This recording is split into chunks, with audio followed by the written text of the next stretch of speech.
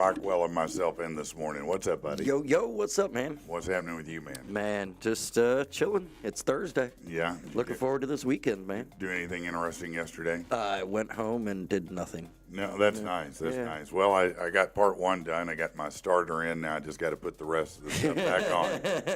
So, do you remember where it all goes? I think so. Yeah. So I'm going to be working on that today. Anything interesting? There we go. There we go. So, what is today? Thursday. We're almost to the weekend, man. That's big news around here. We're getting there, man. I'm ready. I'm all I have is just Saturday. Got to go announce. Yeah. Sunday. We're going to the range. Yeah, we're going to go out to Tactical Turkey's place and blow some stuff up, shoot some big things. Do all that kind of stuff. Yeah.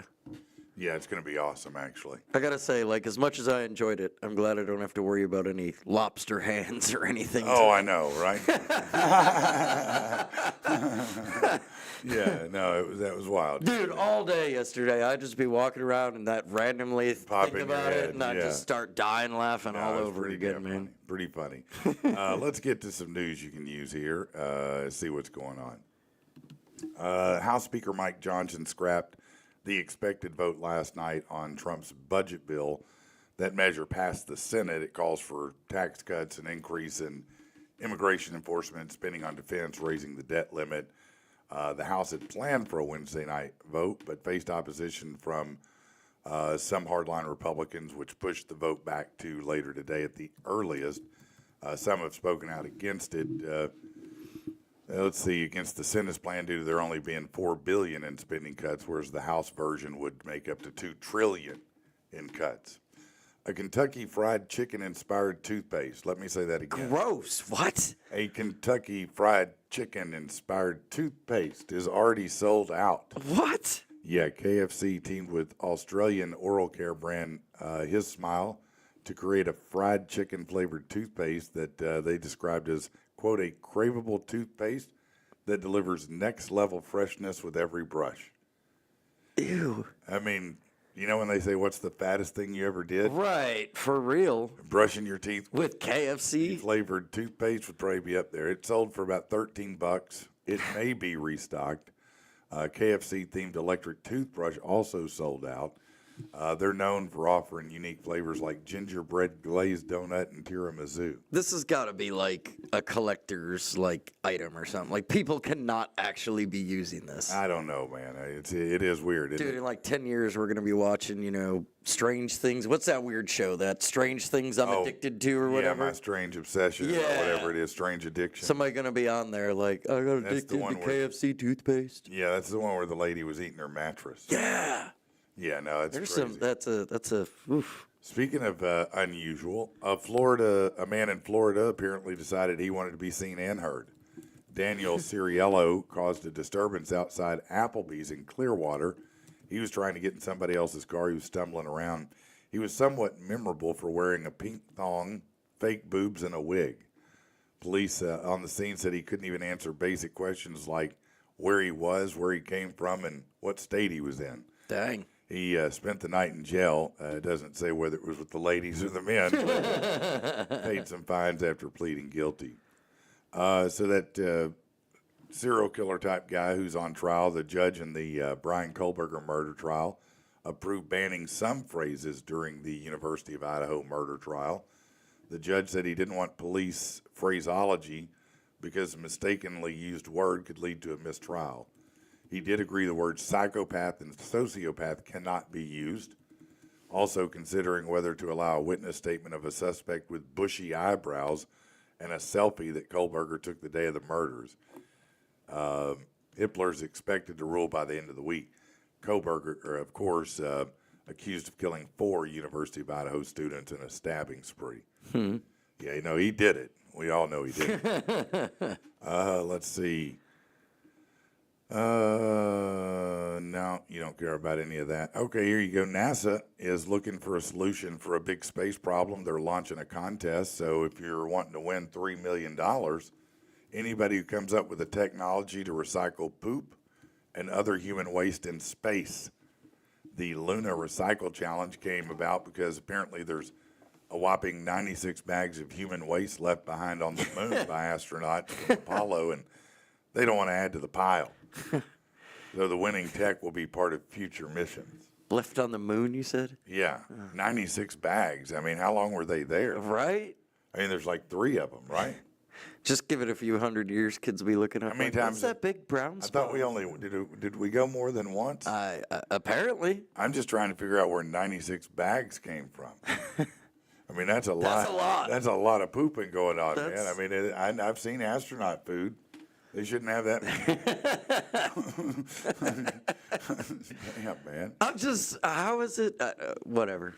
That's wild. While a lot of people are doing their part, it says, to save the world for future generations, some part of the country are doing better than others. Ahead of Earth Day, which is April 22nd, Wallet Hub, who's known for trash reporting, has done the research to find out which states are the greenest and which have the most room for improvement. They use lots of key metrics like environmental quality, eco-friendly behaviors, and climate change contributions. Doesn't sound biased. States were rated on factors from air quality to green buildings per capita to energy and gas consumption to recycling access. With that in mind, Vermont, the greenest state in the nation, for 2025, it's number 2 for eco-friendly behaviors and environmental quality, has the most organic farm acreage per capita. Yeah. New Hampshire is number 1 for climate change contributions, while Oregon, 15th overall, is first for eco-friendly behaviors. Hawaii, second for environmental quality. The worst, West Virginia, followed by Louisiana and Kentucky. And if you're wondering, Arkansas is down around 41 or so. All right. Yeah. I would venture to say that we probably have, just from green states, more trees, rivers, and lakes than most states have at all. That would be, I'd say that's accurate. I mean, I'd it is say- called the natural I state. say we started out greener than everybody else anyway, for the Yeah. most part. You know what I mean?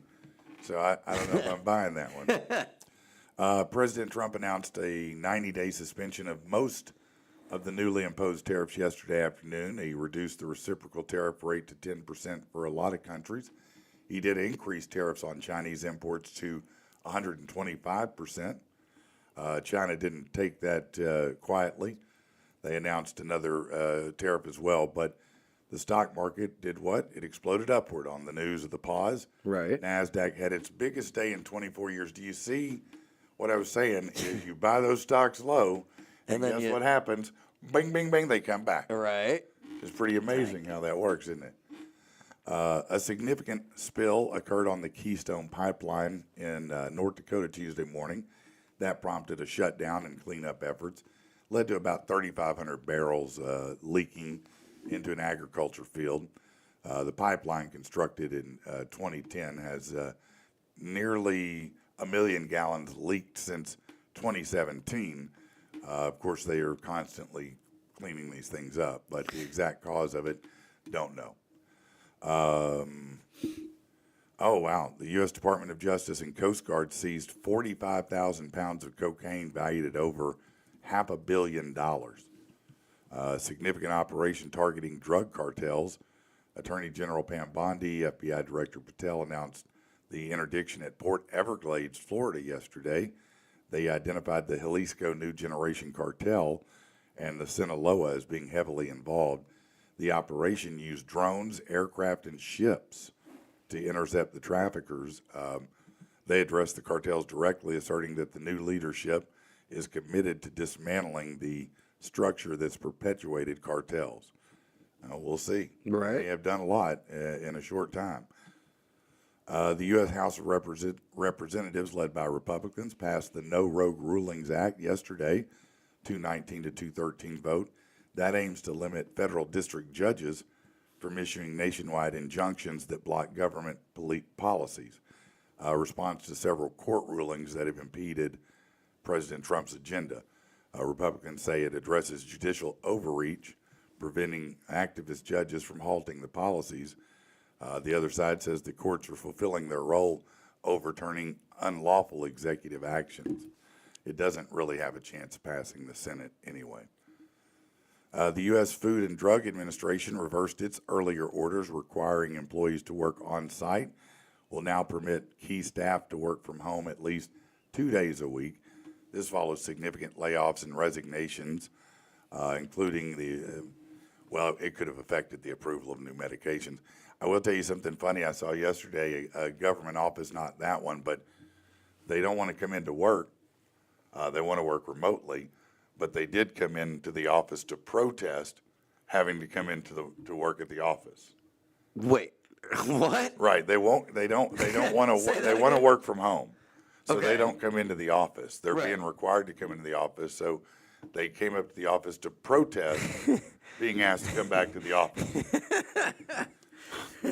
Yeah, We can't come here to work, but we come can here protest, yeah. we can protest about we can definitely do that. Well, yeah, of course, man. I work from home. I'd protest it too. Yeah, no doubt, huh? Why? Then you gotta get all dressed up and fight Yeah, traffic and that's drive right. to the office, man. I don't wanna have to go to the office to work. Well, why would you? I mean, what difference does it make if I'm a surgeon? Right. Can I do that remotely somehow? Exactly. Don't you have a robot for me? Sarah Wynne Williams, former director of global public policy at Meta, testified before the Senate Judiciary Subcommittee on Crime. In her testimony, she said Meta compromised U.S. national security, collaborating with the Chinese Communist Party to develop censorship tools and sharing American user data.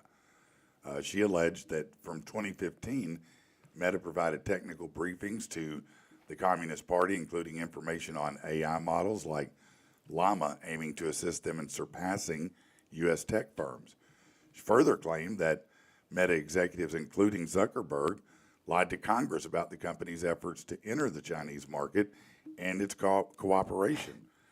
So now they're investigating. Maybe that explains why that Mark Zuckerberg has been all friendly these days. I mean, it just if I could tell you that Facebook is operated by some foreign country or whatever. Well, we can't even get regular tech support people on Facebook. I think he's pretty slimy, to be honest. I agree. Yeah, I don't trust him at all. Get ready to plop down a few more pennies to send a birthday card to Grandma, if you're doing that anyway. The Postal Service is increasing the cost of a first-class Forever stamp from 73 to 78 cents. Why don't you just raise it to $1 and be done? Just raise it up to how many people are buying stamps? Just raise it to $1. Since early 2019, stamp prices have risen 46%. Trump has indicated consideration of putting the USPS under control of the Commerce Department to address their persistent losses. Yeah, It's only a matter of time, man. Well, the Postal Service has been losing billions it's forever. gonna go away at some point. No, it is. I'm not certain how they're, how they'll shift it to a public model. I think they will, but a large part of postal workers have been at least scouring social media on behalf of the government. Oh. That's their job, is they patrol social media to see if you're saying something that is not good. So I got you. Yes, I got you. they have a large got contingency of thousands that do that. Huh. Or at least I don't know if they still do, but they did for sure. So at least they're giving them some type of job, not just saying. Well, hey, yeah, you're I guess so. done, but, Yeah, I mean, right now that's what they've been doing, a lot of them. But yeah, they're not very effective. They haven't made a profit in forever. Yeah, and they go into spying on people. Well, yeah, now they're spies too. Yeah. Just put some drones back there and let them just run around and do spy things. Last Friday, a bystander helped Florida police detain a suspect who escaped outside a hospital in Longwood. Professional poker player Ricky Pine was walking near the hospital, heard officers shouting, "Freeze!" saw a struggle unfold. He asked the officers if they needed help. They said, sure. The suspect had been injured during an earlier arrest, was taken to the hospital for evaluation. While under supervision, he slipped out of the handcuffs, escaped.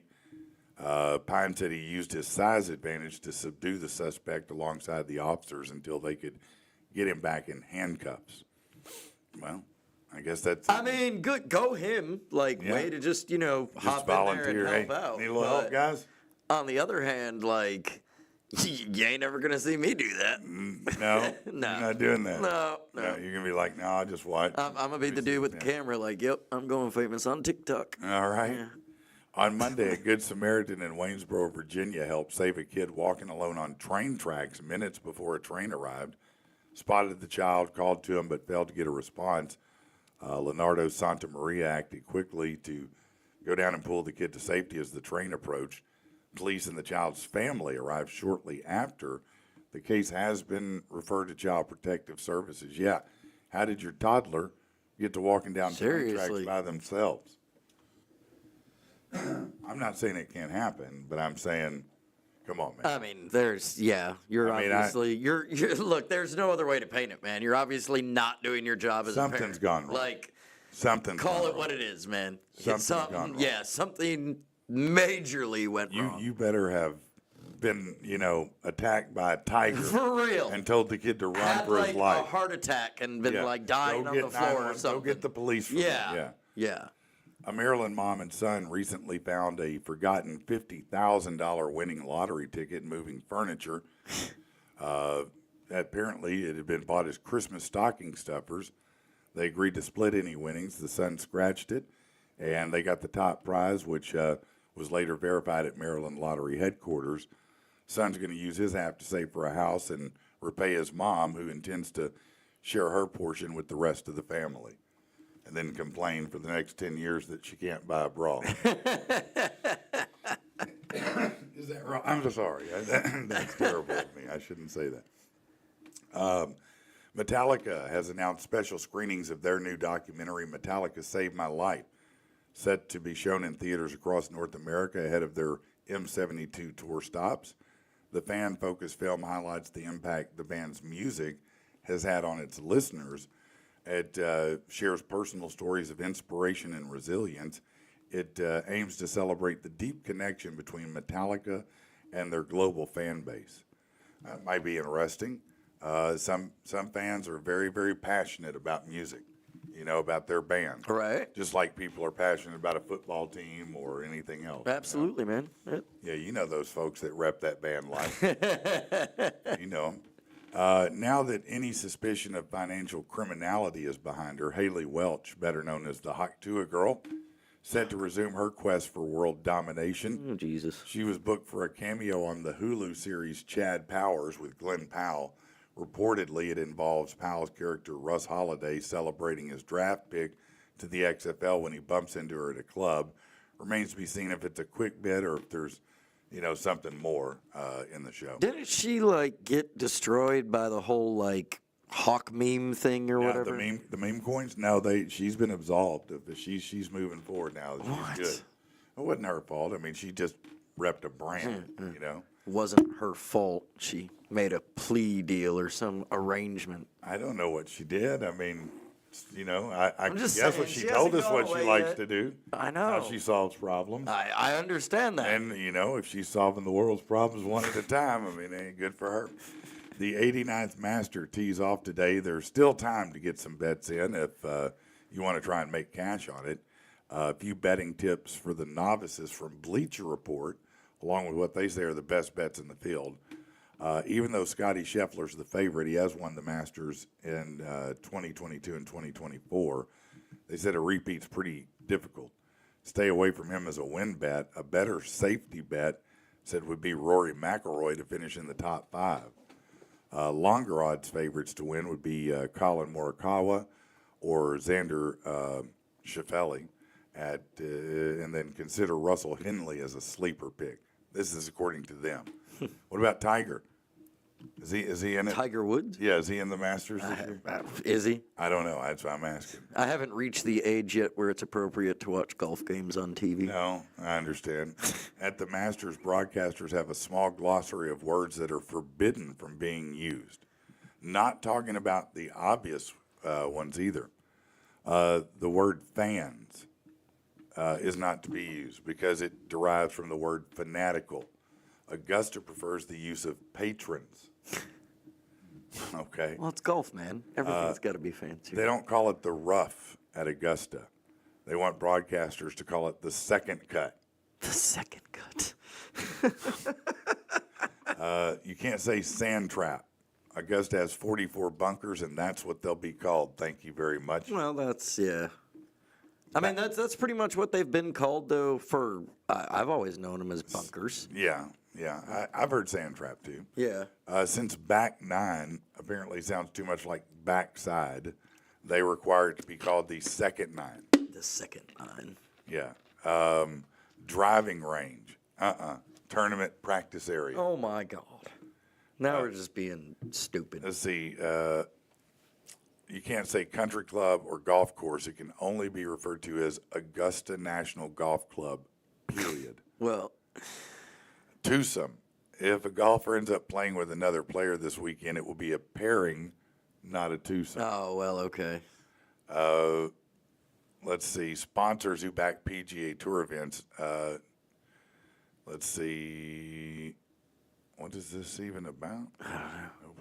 No free I publicity don't know. here, I'm my not friend. sure exactly Oh, what. probably like, they might not allow it says sponsors you Oh, back. you can't like, just. yeah, they probably won't allow people with, like signs or anything Oh, right. showing, I can't I show see. up there in a full Sponsors. Budweiser outfit and Yeah, that's. I got you. I they're got you. sponsored by whatever, Miller or something. Yeah, that's interesting. It's like in broadcasting, you're not supposed to say Super Bowl. Right, yeah. Say the I big remember game that. Yep, or the things big like game. that. Yeah, because it's a copyrighted phrase. Yep. Whatever. They beat that into our head in college. Did they? Dude, like that was like a Like, it's whole serious. entire course. Like, it's they got sued out of their ass. Did you ever hear of like the old story about the radio DJ that did a contest for $100,000 and he ended up getting Yes. that was another one we learned all Yeah, about. where you had the $100,000 candy bar and people were real pissed. Yeah, they sued him and everything. I would yeah. too. If you make me do all that, Yeah. no, me and you are gonna have a problem. Yeah, as a matter of fact, court may not solve it. The barrier between professional athletics and the world of Barbie has been broken through because you needed that. Yesterday, Mattel announced a collaboration with the LeBron James Family Foundation. Seems that LeBron James is indeed now a Ken doll. A Ken doll in his likeness is being released instead of an NBA uniform. It'll feature him in an adjustable multi-accessory outfit worthy of a pregame entrance to the locker room. Wow. It'll be available starting Monday. And $75. Let me just go. Man, I gotta go, man. Did you hear I me? gotta go get in line. $75. Yeah, dude. That's outrageous. For a Barbie, I don't care if it's LeBron James or not, $75? Yeah. I mean, come on, man. You got $3 worth of plastic and some fabric. Yeah, dude. This is outrageous, man. $75. Come on, man. That's that branding and licensing rates. Probably will be a collector's item, though. I'm sure. I would imagine. I mean, it's the first one of its kind for an athlete like that, so that's kind of cool. Right. But are you not going to go get it? No, man. No. Yeah, can't you see how excited I am? I just can't contain it. I do sometimes see, like, if you go to Oh, see, I started to get ready to actually go. to go and do it, then and the then you said willpower no. just. It left you. Occasionally, you see, like if when you went to places like Hastings or whatever, where they have What? these action figures of like movie things, like Aliens or horror films like Jason or. You Michael talking about like Myers. action figures? Yeah, like, G.I. Joes. Yeah. Yeah. Yeah. But of I movie was things. never much of a like action figure collector. Just as a man, probably from the time I was maybe 10 to 13, 14 tops. 13, Yeah. probably, not even 14. Probably 2 or 3 years as a kid. I played with like Star Wars action figures, but everybody was at that time. Yeah. But yeah, I've never collected anything like that other than dollar bills. I don't know. I had Lincoln I can't hold on to Logs those. and Oh, did you? Light Brights and Oh, Light Bright, yeah. Yeah. Lincoln Log, Light Bright, yeah. Both of those Spirograph.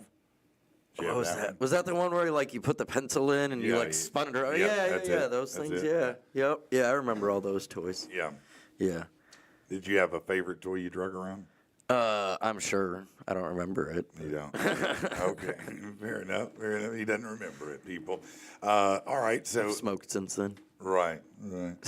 So, Fitz Auto, if you're looking for a vehicle, man, that you got to go there. Look, I've been telling you for a long time, these folks have been in business 40 years, predominantly word of mouth advertising.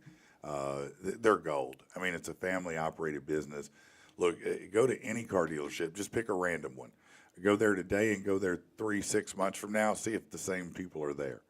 90% of the time, it's not the same salespeople. It's not the same manager. It's not the same anything.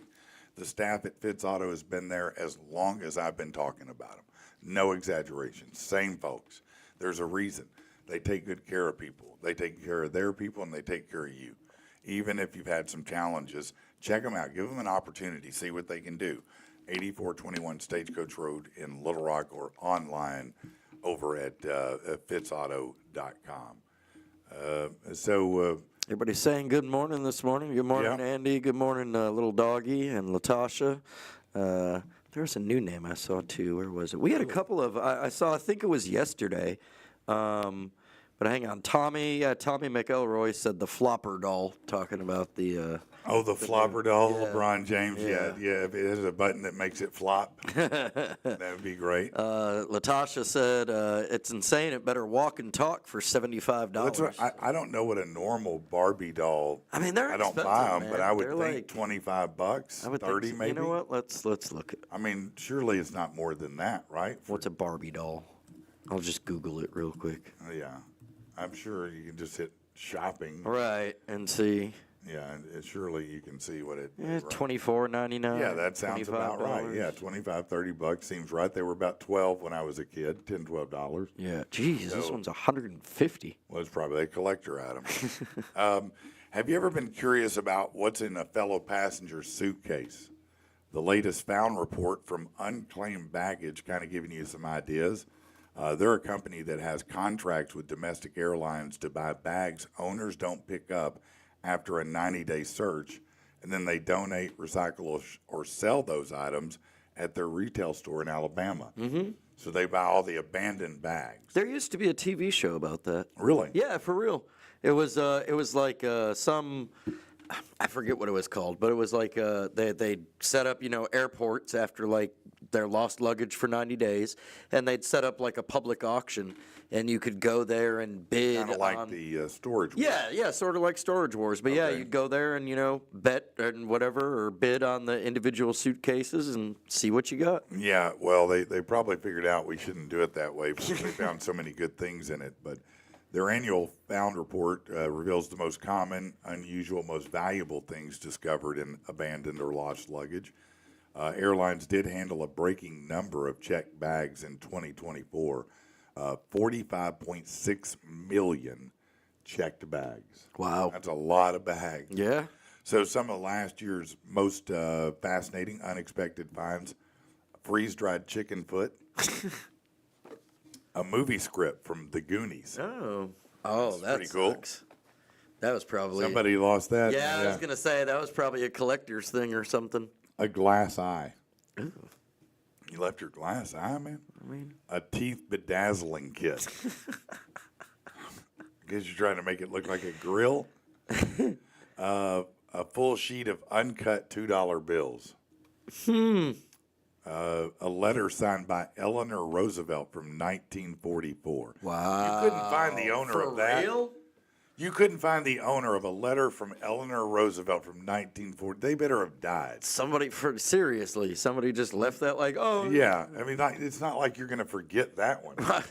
I mean, come Why on. are you even traveling with it and just leaving it in your like? Why would it? That yeah. would be on me as a person on the if this plane goes down, I'm going down, and the letter from Eleanor It's going is with going me. with me. Yeah, no, it's going to be right here Right. in the pocket until I get where I'm going. Wow, what an That's idiot! it's like if you had, I'm carrying $500,000 in cash. I'm Yeah. going to put it in my bag and check it in. Seriously. No, it's on me. And everybody know. Well, I don't know about everybody. I worked at an airport for a little while, so look, don't check your bags.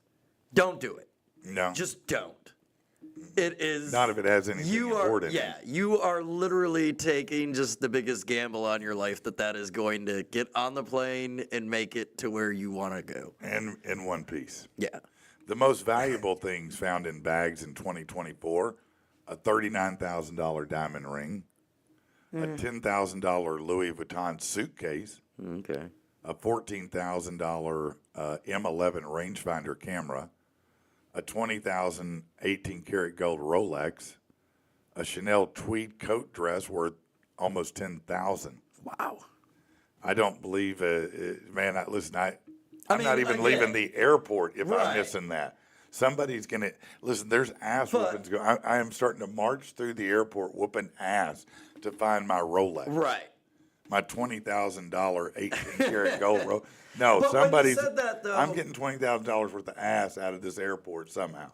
When you said that, though, my thinking is, okay. I mean, like, if they're rolling around with, if they could just throw Right. a $20,000 Rolex in their check bag, You're right. it's probably nothing to them. You're right. You know, You know, to yes, me- you and me. Yeah, that's where the That fist Rolex fight. is going to be on my wrist. But to him, it's like the watch that I bought from Yeah. Temu for $12 that I wear every once in a while. It doesn't even really keep good time. Right, exactly. Yeah, Yeah, the battery dies in 2 hours. Yeah. No, I've got one. I'll wear it every once in a while.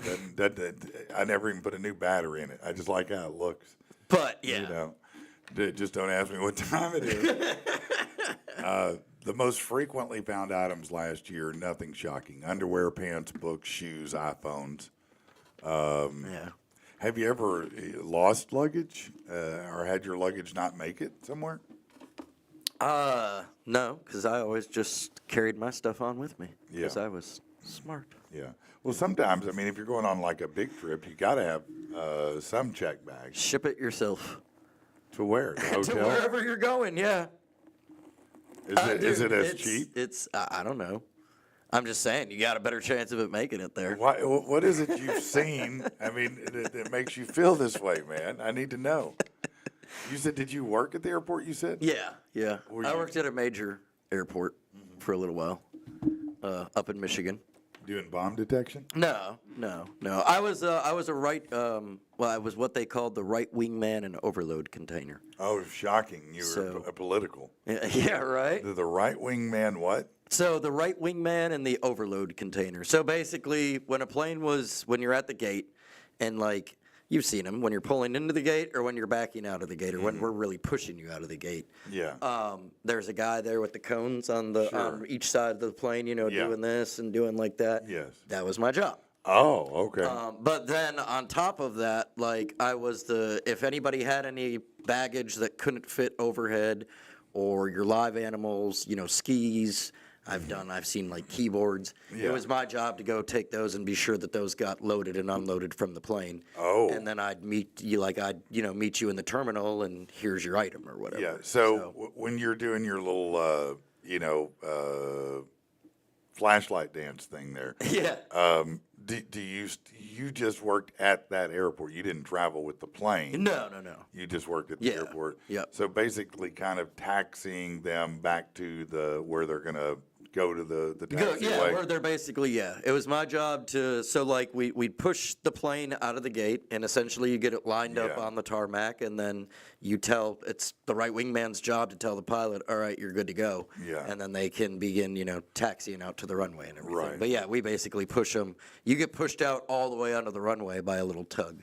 Oh, really? Yeah. Okay. I didn't know that you were just pushed out. You now- think you're actually rolling out, but Is that's just the plane starting to power up. Okay, so it's just powering up. Yep. It's not even that driving. It's being pushed. Yeah. I had no idea. That's interesting. Yeah. Man. Yeah. Yeah, that's wild. So, I guess that it's just like a car, and I mean, does the pilot just steer it when you're pushing it? Yeah, essentially. So what it is like, really it's all on it's on what I call the tug cart. I don't know the technical name of it, but Yeah. there's the tug cart and then there's a bar between that and like the front wheels of the plane. Okay, so it's pulling it, not And then pushing it. it's basically pushing it out and helping direct it. But then that's also our job as the wingman is to be like, okay, you need to, give it right side, left side, That seems like a confusing name, given fighter pilots use wingman in a different capacity. Oh, really? Well, yeah, obviously. Yeah, You know yeah. this. That's a little confusing. I think like you're Goose and Maverick and Goose. You're my wingman, right? Right. I got you. Except you weren't. Yeah. No. No. Yeah. But you used to tell, I'm a Natasha wingman, says like I've- in Top Gun. Yeah. Yeah. You're talking about a fighter pilot. No, I'm wingman. saying, I know did what you used to tell girls that? No. Yeah, I'm a wingman. Hey, I'm a wing. Yeah. Yeah. No. What's your call sign? One fall.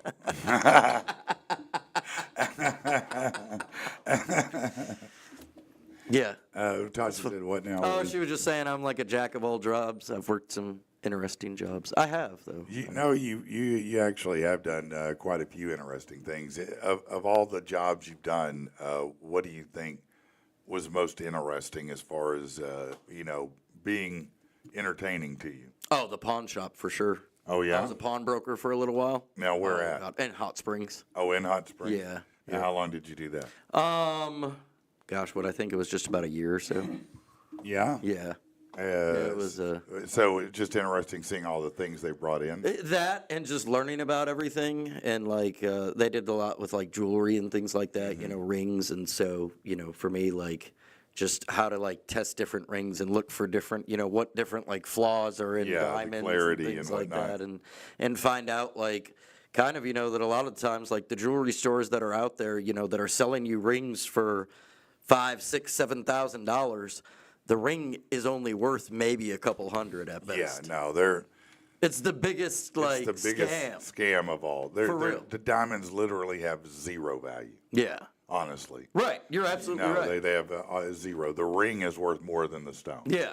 Yep. And it And it was we all don't care about it enough that we keep spending big money for it just to say, hey, I bought you this giant diamond that's worthless. That's worthless. Yeah. Yeah. And it really that was probably the hardest thing is telling people, look, it's They get mad. gold weight. You got a couple $100, but But those are diamonds. Yeah, they're not. Yeah, it doesn't You don't matter. understand. They're Okay. not. They're not worth anything. and yeah. Yeah. No, that giant diamond, that giant rock. The only thing it's worth is your friends going, God, how much did you spend on that? All right. Because that's the only value. And then of course, being in Hot Springs, oh my gosh, dude, there was just. You think Pawn Stars is some things, or have you ever seen the show Hardcore Pawn about the pawn shop in Detroit? I don't think I've ever watched an episode of it. Okay, No. all right. That was, dude. You That's see some crackheads, man. Oh, I bet you do. I bet they Where's come my in. Mountain Dew? Do they come in sometimes and you just know the stuff is stolen? You're like, come on, man. I know you stole that. I had this dude he came in one time and we had to be just about closing. And he has this handful of things and he says, man, I need to know how much this is worth. And I know that I have some diamonds, but they're raw diamonds. Mm-hmm. And I'm like, okay. And so he sets in his hand what's down, and he sets down a little silver button from a pair of jeans. Okay. Like Like the snap? button from The your snap? pants. Okay, Like, yeah. Yeah. He set that down. He set down this black rock. We'll get to that in a second. And there was just and a couple of screws and whatever. Okay. And I was like, this isn't worth anything, man. And he's like, no, man, that's a silver button. That button's made out of silver. And I'm looking at it, and I'm, okay, I could be wrong. So I'm checking it out. It says Levi jeans on it. Yeah. And I'm like, bro, Levi is not putting silver buttons on all their pants Sorry, and selling bro. them to you for Walmart. Yeah, that'd be worth more than the whole pant. Right. The black rock, this was what he swore was a diamond. And I had to argue with this dude for What was it, a like half hour. Some obsidian or something? Asphalt No. from his driveway. Oh my God. But, he saw the sparkle of it from the rock. Right. And he was like, oh, it's got diamonds. And I'm like, dude, That's just it's from your glass driveway. fragments Yeah. in the asphalt, Yeah. bro. Yeah, He no. would not, dude. Yeah. Now, sometimes people don't understand. I mean, because, I've never heard of anybody getting a diamond ring, going and taking it to sell it later, and it having any value ever. The best and worst thing was because where I was at, we were close to the track, and you would hear every sob story there was, man, about oh man, my water's gonna get the electricity, I gotta get food for my kids, just to watch it walk right across the street back to the track. No, I learned early on, giving money to people who are panhandling. I watched somebody I gave money to literally walk into the liquor store right after saying they needed food. Yeah. And at that point, I was frustrated. Now I know if I hand it to them, I assume that it's probably going for something. It's probably not that their family member's out of gas somewhere, Right. and that they need to get out of town and they need a bus ticket, as the common story seems to be. Right. It's just that they need to get to the liquor store and/or the urban pharmacist, if you know what I mean. But at least your intentions were good. No, I just, like I said, I just decided, hey, screw it.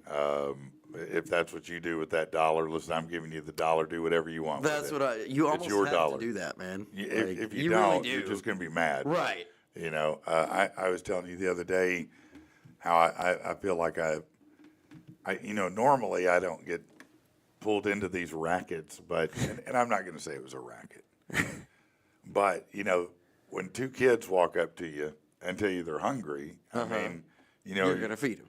well, I'm like, let me see what's going on. Well, here comes mom from the minivan, and it's got a flat tire. You can see the flat. So they're waiting on something. Oh, okay. So I could see, they legit have a flat tire. Right. And she seemed apologetic. She's I'm so sorry, and she, we're waiting on this. They're hungry. Would you be able to help them? And I was like, oh, yeah, thinking, you want to get them a snack, right? Right. So I'm like, okay. So then I watch, whatever signal they send to the van, where 3 people roll out of the van after that. So here comes Dad and 2 more kids. And I was like, oh, my God, now I got 2 adults and 4 kids. And I'm like, okay, well, I'm sure that, that they just want to hot dog the kids or whatever. Man, Mom and Dad got food. The kids all got food. Not just food. They got hot dog or a sandwich. Then they got some chips. Then they started bringing up giant candies and toys. And I said, listen, I'm not buying. You can put that stuff back. Right. No, I just not. $60 later, bro. Wow. $60. I was like, man, Jesus, I know you want me to do this, but I'm not feeling real good about it right now. Dude, let me just walk away and enjoy enjoy your food. Enjoy it. Right. Because just enjoy I can't that. say I wouldn't be either, man. Like I felt like maybe I got harangued a little bit. I was like, man, did you flatten your own tire? I mean, hey, kudos to you for still doing it. No, it hurt. I totally agree with you. It hurt. Yeah. Because I was like, I'm broke this week. I don't really have the extra. Right. But I wanted to help the kids, and then I ended up helping the whole, yeah. Hell, they ate better than I did for 2 days. And I'm like, you sons of bitches. That was my lunch money for the week. You know what I mean? Now what am I going to eat? I'm going to just have to steal an extra breakfast Sammy out of the freezer and microwave it. Refill my coffee or whatever and get by like that. That's fine. I mean, it all worked out. All's well that ends well, right? Right. All right. Let's take a break, shall we? Let's do something we hadn't done in a little while. That sucks, though, man. It really did. To be honest, it still kind of does, yeah. Just pulled out of your place. I can still smell your cologne. Trying to keep a slow pace, but I'm not made of stone. I'm an independent queen. Never needed a man to be complete, but you're like a limousine. I wanna ride to OMG Street. I'm not normally like this, I swear. You got me so out of pocket. Those green eyes and brown hair got me blasting like a rocket. Watch a show, maybe read a book, keep my mind on business. Why is it I feel so shook? What the hell is this? Call my girlfriend, talk to her. She's giving the right advice. She says 100 be demure, but I know that won't suffice. I'm not normally like this, I swear. You got me so out of pocket. Those green eyes and brown hair got me blasting like a rocket. I'm trying to get my feet on solid ground, but I'm not sure I'll safely land. I already turned the car around so I can make you my man. I don't care who or what I used to be. I'm gonna use every trick I know. Open the door and you'll sure see I'm bringing dessert and a show. He ain't gonna know what he's in for, but I promise he's like this, I swear. You got me so out of pocket. Those green eyes and brown hair got me blasting like a rocket.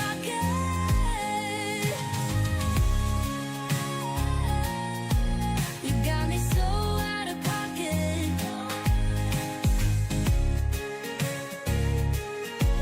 You got me so out of pocket. Okay, Commander, let's ride this rocket. All right. You know, Yes. somebody else's I got to play you a few of because he even commented earlier this morning. He said he's absolutely addicted to it. But Tactical Turkey has started spitting out some AI songs of his own. I started going through some last night, and it's pretty fun. So make sure and if he's got one that we need to put in the system and Yeah, I told him to play, send me let's a do couple that. of Yeah, them. let's do that. No, it's a lot of fun to do, to be honest with you. And it's one of those things that takes no time really. Other than if you're going to write it yourself. I mean, it may take time if you do that. You don't have to. I mean, Right. they get program. I mean, I think that program actually you can just random. You can, you go to AI and have it write a That's song for you and crazy. paste it in there. I mean, whatever. I don't do that, but you could. I mean, it doesn't take any time. I mean, it's crazy actually what you can do with AI. So essentially, the kid in the basement could be a best hit artist of he could be the sometime next in the Post future. Malone. That's what I'm saying. Yeah, no, absolutely. I mean, hell, I could be the next Post Malone. Who knows? But we were talking about people panhandling, and Yeah. I was thinking about this documentary that I watched, and they were focusing on a guy in Memphis in one section of it, and he had a BMW, and he would drive and he would park about 3 blocks away. Yeah. Yeah. He would, wear disheveled clothing on purpose. I mean, it showed him leaving his house. He had a very, very, very, very nice house in a nice area. Yeah. In his BMW, drive, park a few blocks over, walk, and then stand at the corner all day. And he filed taxes, and he was making, 50 to 100,000 a year back then. And that was probably 15 years ago when I saw that. So you never know. I mean, Well, and that's Latasha was saying just before we went to the break there that there are way too many professional panhandlers, and I've got to attest to that. There's been many that I've seen throughout the years that I've been like, hey man, like I'll give you a couple bucks, you can go shower up, get yourself a cut. I know this person, they're looking for somebody if you want some work. Oh no, I'll make more out here than I do working a job. And very are you kidding rarely me? do they really want food. Right. And if you bring them food, they'll probably get mad. Right. Very rarely do they want work, but they do love cash. You know what I'm saying? And again, it's just a matter of the era, I guess. But used to you'd occasionally see somebody, with a sign at an interchange somewhere. Now, if you go to a 4-way, you expect somebody's going to be there. Especially if you're at a freeway exit, somebody's going to be there. But like, I guess they run schedules.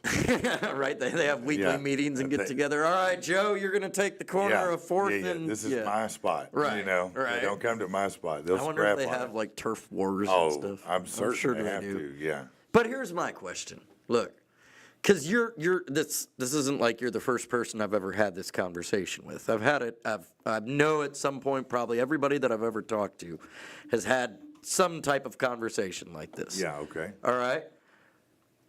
So what is somebody out there is still giving to these people. If everybody knows that chances are it's going to get used on something that it's not. And I understand it's having a good heart and just hoping. I totally get that, doing a good deed. But is that what it's just boiled down to now? At least it's still a good deed to do? Or because I would think if we all know that it's not going to actually help them out at all, why do it? Well, I guess yeah. Have you ever go to the convenience store now and they ask you if you want to round up? Yeah. And you got people in line behind you and you're like, well, should I round up? Oh no, I never. No, I never round don't up, care. but it doesn't matter. But I'm saying, but I think some people feel pressured in that moment. Yeah. Like And if so they they're don't, just they're somehow bad, I or gotcha. karma's going to get them. Right. You know, but sometimes, I mean, occasionally, but it's almost so never it's more do I just a anymore. guilt thing.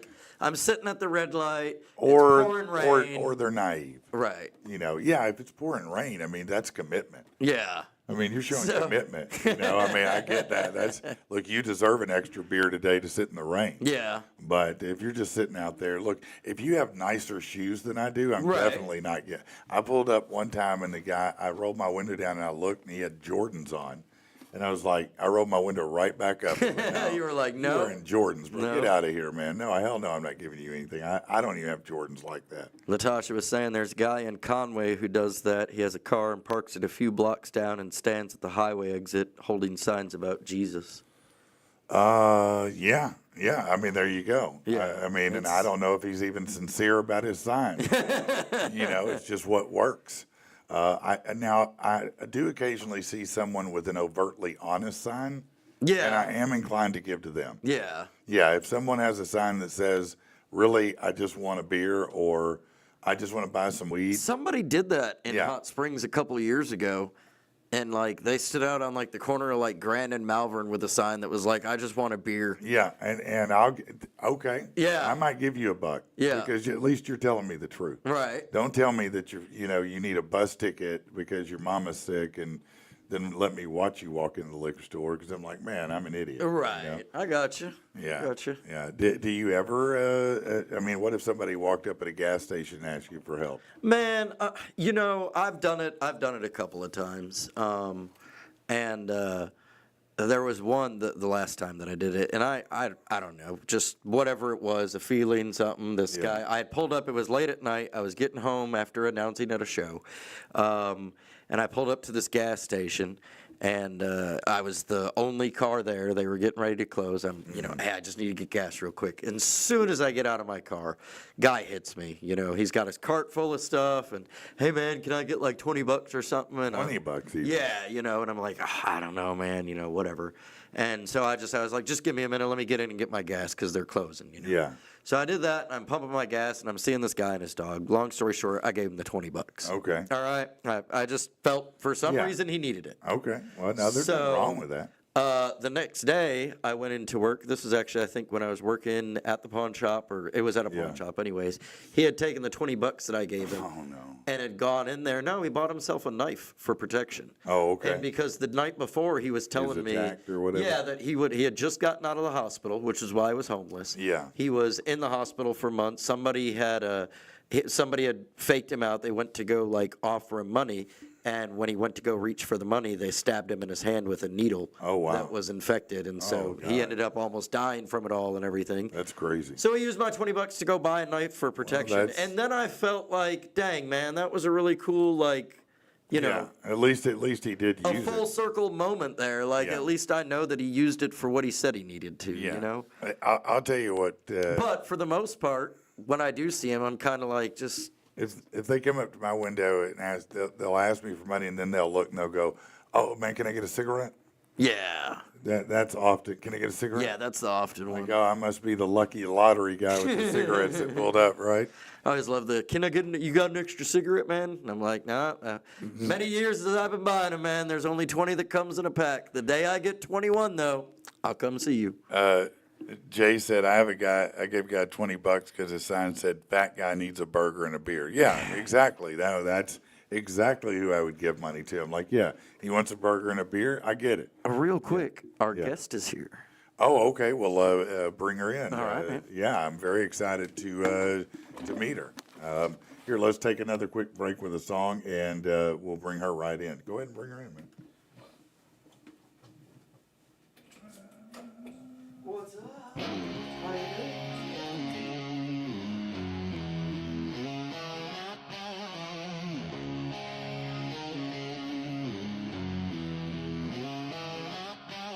Darkness is coming, nightfall be here soon. On the verge of seeing my own tragic ruin. In the pitch black ink, monsters they do seek to prey on and torment those who are weak. I'm looking for you. I need you to reach down, pull me through. Can you, could you you?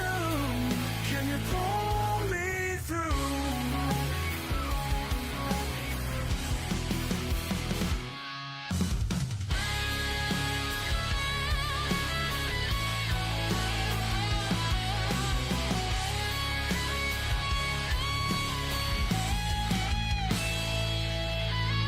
So many creatures looking to gnaw my bones. I wish there were detours, but my monsters are all homegrown.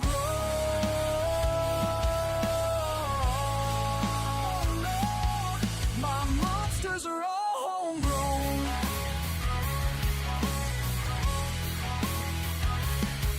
Like a field full of fears, growing strong in the wild. It's time to come with me. Oh, my child, my child, my child, my sweet, sweet child.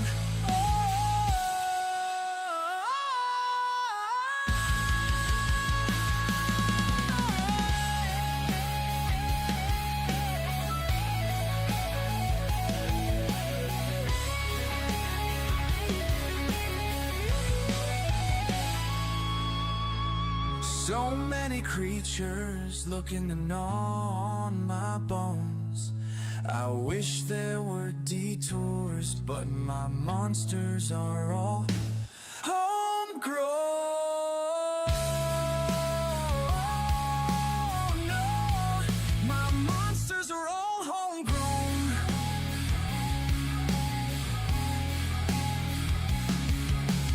I'm looking for you. I need you to reach down, pull me through. Can you? Could you? Would you? Can you pull me through? The monsters are coming. Could you? Would you? Can you pull me through?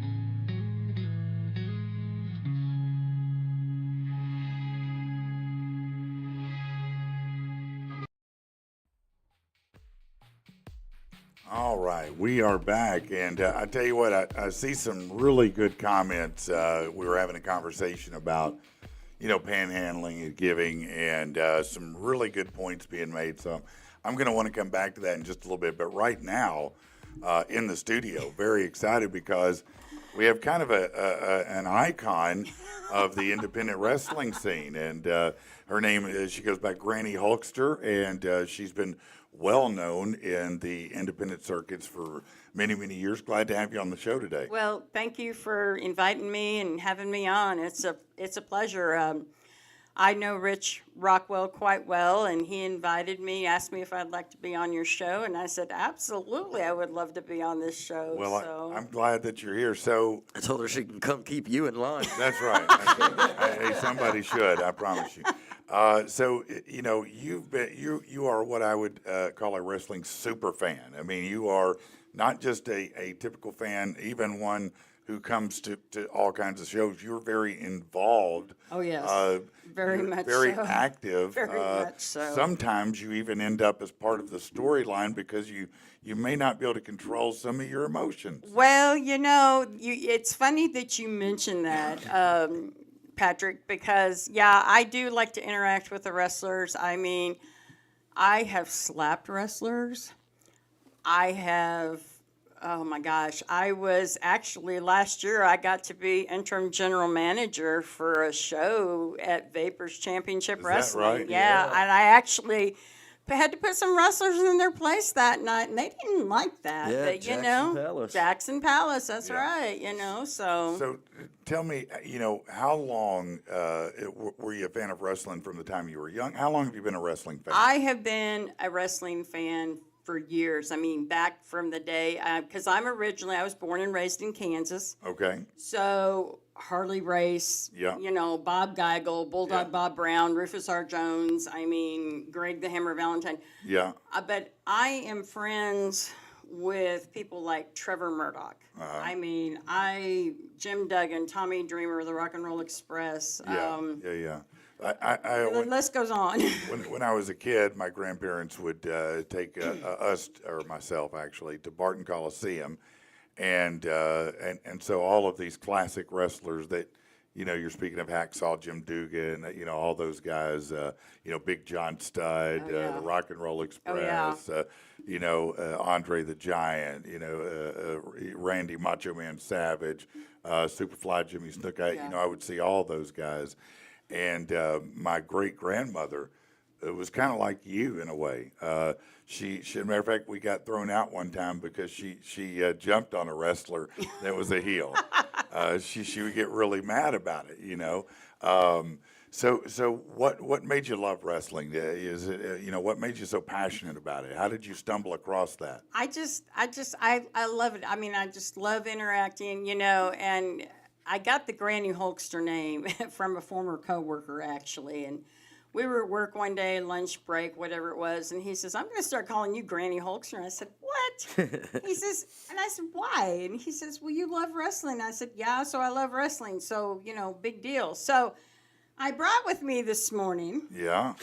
my very original Granny Hulkster shirt. Oh wow. What you gonna do when Granny Hulkster goes crazy on you? And as you can see, It's signed by, like, full of- everybody. I mean, well, I won't say everybody, but Well, what's a lot. Surely one of those is a prized autograph on there. Which one Well, is it? there's a lot of prized autographs on here. Well, I mean, I'm a Rock and Roll Express fan. I love Sure. Rick and Robert. I've got a picture wearing Robert Gibson's WWE Hall of Fame That's ring. cool. And I didn't even ask if I could wear the ring. He just put the ring on my finger for my picture, Yeah. you know, for the picture.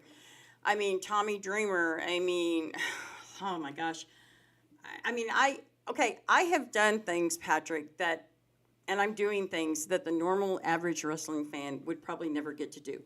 I have picked up wrestlers at the airport. Okay. I have, you know, I mean, oh, and I have a message, and I don't know if you know this wrestler or not, but he goes by the Grappler. I don't know Okay. if you know that name or not. Yeah. But he informed me to tell you that if you mess with Granny, you know, he's going to come out of retirement and put the hammer foot on you. You know, he's going to be like my bodyguard, you know, or something. But no, I mean, there was a company that ran here in Arkansas till about 2013 called Traditional Championship Wrestling. Mm-hmm. And they still show the old TV tapings, I believe, here in the Little Rock area on Saturday nights. Yeah. Yeah. Now, when my husband and my son and I lost my husband a year ago to cancer. He passed away February 20th of 2024, so it's still been really tough. He was a wrestling fan, too. That would be our... That was your thing. That was our thing. We would go to wrestling shows together. It's all over the place. Yeah. And so for TCW, they always had Granny front row, right in the center seat, facing the camera, because they knew, especially the heels, would interact with me. I would interact back. I mean, just, you know, Tommy Dreamer, for example, the last show that TCW ever did was I had not had my first knee replacement at the time, so I was having to walk with a cane, and I had one of these canes that folded up. Oh, you know. right, yeah. So Tommy comes over, and it was like an 8-man tag team match. He comes over and grabs the cane out of my hand, and he's wrestling Matt Riviera. Well, as everybody know, Matt is now a senator, you know, or state representative for Arkansas. Yeah. And so he had Matt down on the floor, and they're like, "Oh my God, he's got Granny Hulkster's cane!" And he takes the cane and he twists the cane, and he's going down to the nether regions. Well, then Tommy takes the cane and walks down this way and swings it. Well, it looked like he broke my cane. And they're like, "Oh my God, he broke Granny's cane." And he comes back and he takes the handle and he tucks the handle under Matt's tights and he pulls up gives him a wedgie. Oh, wow. And Okay. made him hop like a bunny rabbit. Oh, wow. And then he comes and brings me the cane back by the strap. He says, Granny, he says, you might want to take this home and sanitize maybe it. It's disinfect it." really stinky right now. Right, I bet. So, you have a passion for it, clearly. So, do you still, you're still actively traveling all over? Oh, yeah. Would you say, it seems to me that in the past, let's say 5 to 10 years, really 5, but we'll say 5 to 10, that the scene has exploded again here in Arkansas. Absolutely. That there's been an explosion of independent wrestling. Absolutely. I know several companies here in Arkansas that actually still run shows. I go to as many shows as I can. I just, it's what I do. And, since I lost my husband, it's, my wrestling family, and I'm not related to any of these people. Right. But people that may or may not understand this, but when you're part of a wrestling family, or you're part of a organization or whatever, Sure.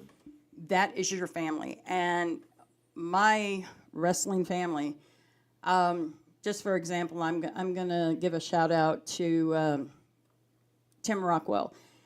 He's over in Tulsa area. He is the founder and promoter for a company called Wrestling for a Cause. Mm-hmm. Wrestling for a Cause started in 2011, and they did their first show for a little boy by the name of Ryder. And my husband and I, we went to our first WFC show. We pretty much helped with WFC from day one. Mm-hmm. We went to it was their second show that my husband and I went to, and I asked Tim one day, because I knew Tim from other wrestling companies before he ever started WFC, and I said, Tim, I got a question to ask you. I said, do you even know what my real name is? And he says, no. He says, all I've ever known you by was Granny. The wrestlers call me Granny. Their spouses call me Granny. Right. Their kids call me Granny. The fans call me Granny. The fans, they'll get a Granny Hulkster chant going in the audience. Yeah. The heels absolutely despise it. Yeah. They was like, shut up. We don't want to hear her name, But Wrestling for a Cause, they have raised thousands and thousands and thousands and thousands of dollars to help these kids. But not only do they help kids, they help adults. And I'm going to try not to get emotional here, guys, but December 2nd of 2023, the third time that my husband was actually in the hospital, they did a show for us. Oh, wow, yeah. Awesome. And Tim was on the TV during the interview, and they said, well, we know you got a really big show coming up. And he said, yeah. He says, this one's really near and dear to our hearts. He says, and he started talking about David, and he mentioned me, and he said, we're doing this, And Tim told me, he says, Granny, he says, I don't have any grandparents anymore. But he says, since I've started WFC, you and David have been like grandparents to me. Right. And they raised about $1,300 for us. That's awesome. That's and like I said, I could tell you stories. I've slapped people like James Storm, Cowboy James Storm. Yep. Yeah. So it sounds like, though, too, in listening to you, that, you and your husband were very, very close and really shared this together. Absolutely. And B, that staying connected to it in a way is staying connected to him, too. Absolutely. And that's a beautiful thing, Absolutely. that every time you go out and you support something or you're part of that, you can feel his presence there with you, I'm sure. Oh, yeah. It's like he's always, one of the wrestlers said to me not too long ago, he said, it's so hard to believe that he's not at the shows anymore, but he's always going to be a part. He's always there with us. Right. I had a very good friend create a design, which is a shirt that I have on today. Which is cool. Yeah, cool shirt. And I never thought Granny would ever have her own merchandise, but I have bracelets, I have T-shirts. That's cool. That's very cool. but you know, I actually got to meet Hulk Hogan last November he was in Arkansas promoting his Real American Beer. Yes. Yep. And I gave him one of my Granny Hulkster #1 fans, you know, support independent professional wrestling. And he says, "Where were you when I needed a tag team partner?" And I said, "Well, that was before Granny was ever thought of." Right. You know. Right. I mean, I love the sport. I love interacting with the wrestlers. They tell me just sit down and shut up before I break a hip, or don't you have a curfew at the nursing home? Isn't it past your bedtime, Granny? You Right. know? Right. And I just get right back in their face and tell them what for. It sounds like you're kind of part of an amazing dysfunctional family. I went very dysfunctional, very, very dysfunctional. But one that probably, you know, it provides you a lot of love and Absolutely. a lot of you know, fulfillment. Absolutely. That's absolutely. awesome. That's awesome. Do you have a favorite all time moment of your illustrious fan career? Oh my God, there's so many moments. I don't know. You know, there's so many. I mean, there's really too many, really, just to mention. I mean, I just, well, you know, and I know probably one of my biggest memories was when TCW was running. My family and I had the opportunity to really get to know beautiful Bobby Eaton. Yeah. Okay. And, you know, now back in the day, you know, Bobby Eaton was part of the Midnight Express. Right. I don't like the heels, Right. you They know. were bad guys. Yeah. But Bobby, he was such of an amazing person. I mean, he loved his fans. He was one of the nicest guys you could ever meet. Mm-hmm. He'd give you the shirt off of his back if he had to, you know. And I remember one time I went to a show. We went to a show in Harrison, and his booking agent, Brian Thompson, I love Brian to death. Shout out to you, Brian Thompson. But he would always, you know, security, get Granny out of the building, you know. Right. And so Mid-States in Harrison was doing a legend show, and Brian's like, "Granny, what are you doing here?" And I said, "Shut up, Brian. I didn't come to see you. I came to see Bobby." And Bobby says, "Yeah, Brian, leave Granny alone or I'm going to have to hurt you." That's great. But Cowboy Bob Orton, one time, he was actually in a match. He was in a match, and he stopped in the middle of the match. And he looks at me, and he puts his one hand on his hip, and he starts shaking his finger at me. He says, "Granny." And he stomped his foot. He says, "I thought we were friends." I said, "We are, Bob." And he says, "Then why are you booing me?" I said, "Because you're not being a very nice boy right now." You're Right. just like right in the middle of the, you know. So you just keep getting incorporated. Oh into yeah, these matches, yeah. which I is mean, great. I can ad lib. I mean, and I never know. Like Trevor Murdoch, he was doing a seminar one time for Tim at WFC, and he mentioned my name, and then he started talking about smart marks, and he kind of pointed my way, and Tim kind of started laughing. And I said, "Trevor, I don't know everything." He says, "Darling, you know more than most." And I probably do. I mean, I've been around this business. For a long time. Yeah. Yeah. Well, this is great. So let me ask you this before we move on, which is if people want to follow you, if people want to get to know what you're doing, where you're going to be, how do they do that? How do they find you? Well, my real name is Laurie Burt, and they can find me on Facebook. You know, I used to have a Granny Hulkster page, and it was just too much trying to do both you know, of them. So Yeah. I just kind of, you know, just made one page. But anybody that knows me through wrestling, you know, like I said, So is it Laurie, Burt, yeah, B-U-R-T? B-U-R-T, yeah. Okay, so they can find you as Laurie Burt on Facebook and follow Granny Hulkster and see what she's doing, see what shows she's going to be at. Who knows? Maybe you show up and say, "Hey, I'm gonna come hang out with Granny and see if I can harangue some wrestlers Well, too." there was a show. Keith said we need you at the next Arkin Brawl. Well, when is that going to That'll be in be? July. Okay, well we'll see. Keith, I can't guarantee anything. Granny's schedule's, you know, pretty busy right now, but there was a show, you know, Matt did after he quit TCW. Matt did a show called CWA, and there was a show in Maumelle, and one of the wrestlers was tag teaming with my very good friend, Mr. Saturday Night Michael Berry, and because his tag team partner Alan Steele couldn't be there because of the weather. So Matt asked this young girl, this teenage girl, well, are you ready for a great night of wrestling? And she says, well, I'm just here to see Granny. So he had to ask me, he says, Granny, he says, I got to ask you, he says, do you have your own fan club? And I said, well, Kind of, sort of. yeah, kind of, sort of a big deal. kind of, sort of, I mean, I have people come up and ask, I mean, I have grown. I went to a show in Kansas City. It was outdoor ballpark, like back in 2016, 2 days before my birthday. And one of the wrestlers, Ace Steel, his manager, Lucy Mendez, she came out. And, of course, he was the heel. And I was doing my thing that Granny does best. And she took her water bottle and she threw it at me and it hit me in my stomach. Oh. And I'm like, ooh. I mean, I sold it. And this little kid comes running over to me, Granny, are you okay? Did she hurt you? And I said, oh, baby. I said, I'm fine. And so Lucy asked me after the show, she says, Granny, she says, I really didn't hurt. And I said, no, I had to sell it. I'm a crowd, I'm a crowd worker, She's out here working it. She's working it. So we went over to Hooters after the show, and these two grown adult men that was at the show, I didn't even know who they were. They're like, can we get our picture with you? That's great. I'm like, That's sure, I have kids come up and ask me for my autograph, and I'm like, but I'm not a wrestler. They said, we don't care. We think you're awesome, Granny. Right. No, that's great. Well, we would love to see you at Arkansas. I think it would be great.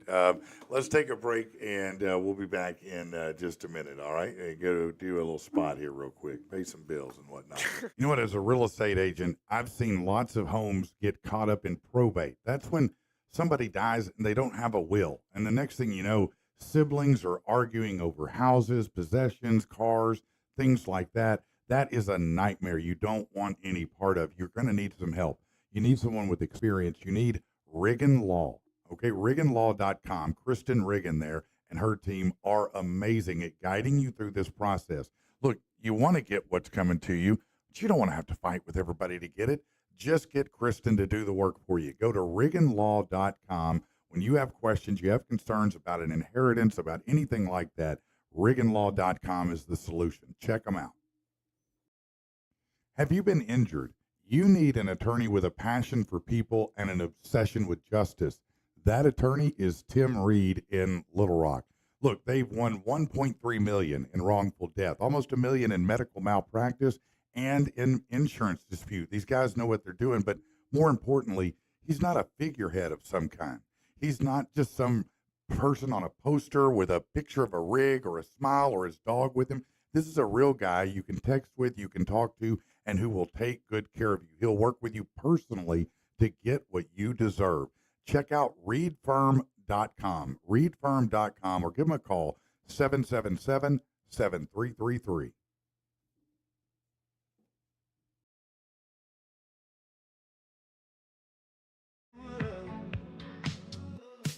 I had a dream about the day we met. All these years later, still I can't forget.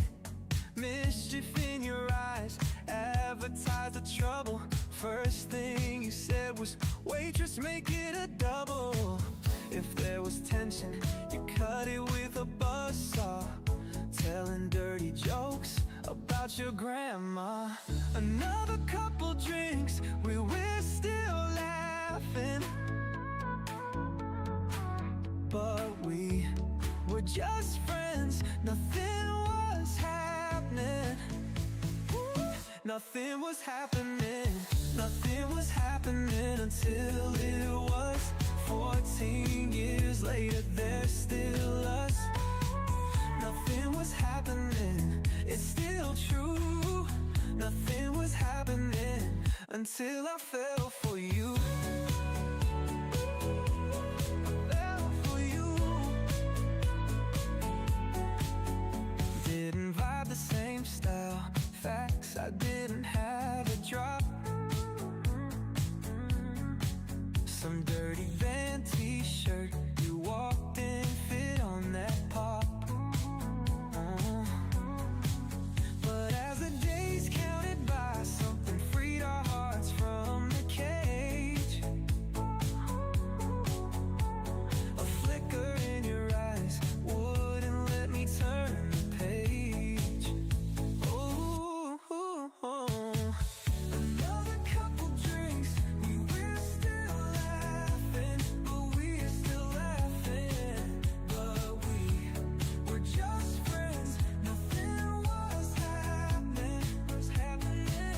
Nothing was happening, nothing was happening until it was 14 years later, there's still us. Nothing was happening, it's still true. Nothing was happening until I fell for you. Water under the bridge, or water over the dam. I'll fight for this love with all that I am. There's no scenario where you're not my world, center of my universe. It's you, baby girl. Oh, another couple drinks, we were still laughing, but we were still laughing, but we were just friends. Nothing was happening, nothing was happening, nothing was happening until it was 14 years later, there's still us. Nothing was happening, it's still true. Nothing was happening until I fell for you.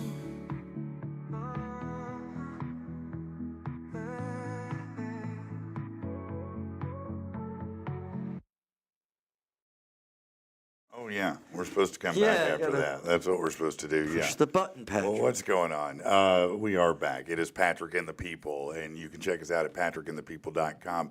We were talking a little earlier about panhandling, and I said there were lots of comments coming in, and I kind of wanted to come back Yeah, around man, to it. absolutely. Because we were talking about whether you do, you don't give, how that works for you, you know. And Bundy, everybody knows Bundy, he commented, and he said, listen, if you've ever actually been cold or hungry, it's hard not to be empathetic. And you're absolutely right. And Bundy knows, too, that I'm a huge supporter of the van and the work that they do. And if I'm going to help, that's where I generally Oh, absolutely. put my support is with them because of the work that they do to help the homeless transition from, you know, being on the street to back into society if possible, or Right. get them the help they need otherwise. Right. You know, and so yeah, obviously, I've been homeless when I was young, and it's not fun. It's not cool at all. It's a terrible place to be. Right. Most people, I venture to say, all people don't want to be there ultimately, but some do choose to be there consciously. You know what I mean? I get what you're saying, yeah. Yeah. And that's unfortunate, but Well, and same, like I have, you know, there's absolutely nothing wrong with, I would never shame somebody for giving no. or anything. I mean, I of think everybody course not. should, and that's, you know, you always want to help out those that are less fortunate, and I certainly try and do that in my own way, just as far as like panhandlers go on the street, you know. That's where my question is, like, we know what they're going to do with it. Why, you Yeah. know, and that's a perfect example of it, really. Why would you choose to give to a panhandler on the street over, you know, giving that to the Well, van but where I- you know but- it's going to go? But I think his point is, you know, that he has empathy, and he brings it. He said, if you see one with Jordans, probably because someone like Aaron stopped and gave them to him. That's true. That could be, but it still makes me feel a type of way. You know, I'm sorry, man, but if I see you wearing some new J's and I'm like, man, I ain't got a $120 pair of shoes in my life. Right. You know, so I hear what you're saying, though, and that is something to consider. You know, and I appreciate that he brings that other perspective, because it is important to remember, you know, maybe it's not what you think. Right. You know, but still, it is a weird thing to see. You know, it'd be like pulling up and seeing a homeless guy wearing a gold chain. I'd be like, I don't know. You know, I don't know if you know, whether somebody gave it to him or not. You know, hide them Jordans. man. Right. Put your dirty boots on. You know, that's great though. It was great having Granny Hulkster on.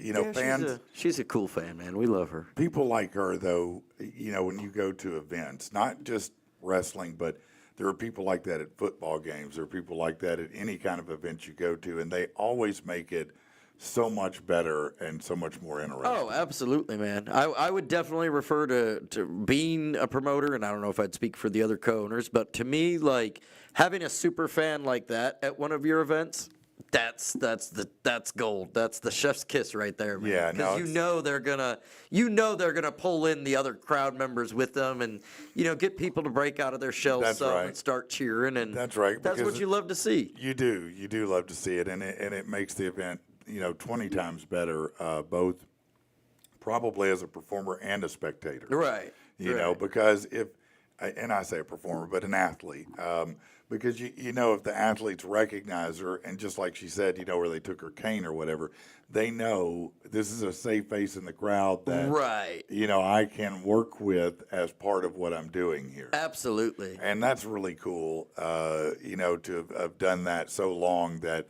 she's a recognizable force. Oh yeah. Yeah. And it just goes to show anything that you want to do, you can be doing Man. with your life.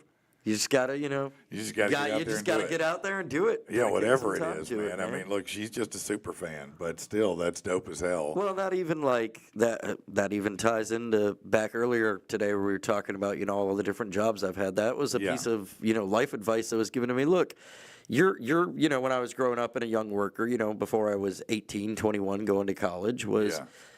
find out what you want to do. And then, like, for the longest time, my dream was to be an air traffic controller. And my grandma always used to tell me, well, go try it. Just get your foot in the door doing something within that company Yeah. and see if you like it. And that's, so I started working at the airport, and then I was like, yeah, this ain't for me. I don't want to do this. And, Right. But you did. But go- I tried something out. Yeah. No, I think you're exactly right. If you can find something you're passionate about, then find a way to make money with it. Right. That ultimately, And if you're that looking would for be that the best passion, way to go. dip your toes in the water of everything a little bit. You never Why know not? what you're going to do. Especially if you're young and you don't have Right. kids at the time, and you can take some risk and some chances. Get those life Man, do that. experiences. It'll Yeah. teach you a whole lot, I promise. I promise you it will, even if you decide it's not the route you want to go. Right. Because there have been, things I've taken on and then went, that's not the way I want to do it. Oops. I you mean- know. Like, let me give you a great example, changing the starter in an Infinity.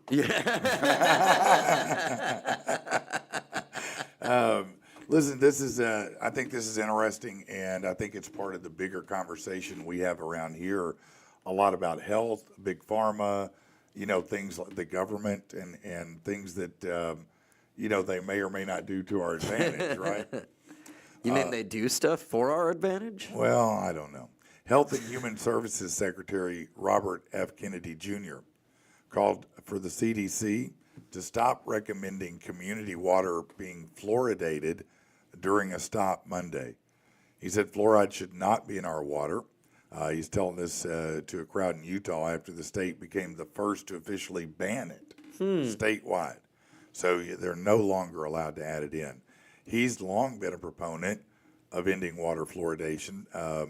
He promised voters in his presidential campaign he would end the practice. Now, as the top health authorities, he's trying to do exactly that. But he outlined the dangers. He said there's zero systemic advantage for using or consuming the chemical for dental health. He said topical application's fine, but not consumption through public water. And he said the evidence against fluoride's overwhelming. We know it causes IQ loss, profound IQ loss. The more fluoride you get, the more likely it is you lose IQ. This is why I drink Mountain Dew. Not sure it's much more helpful. I think that shrinks things, if you know what I'm saying.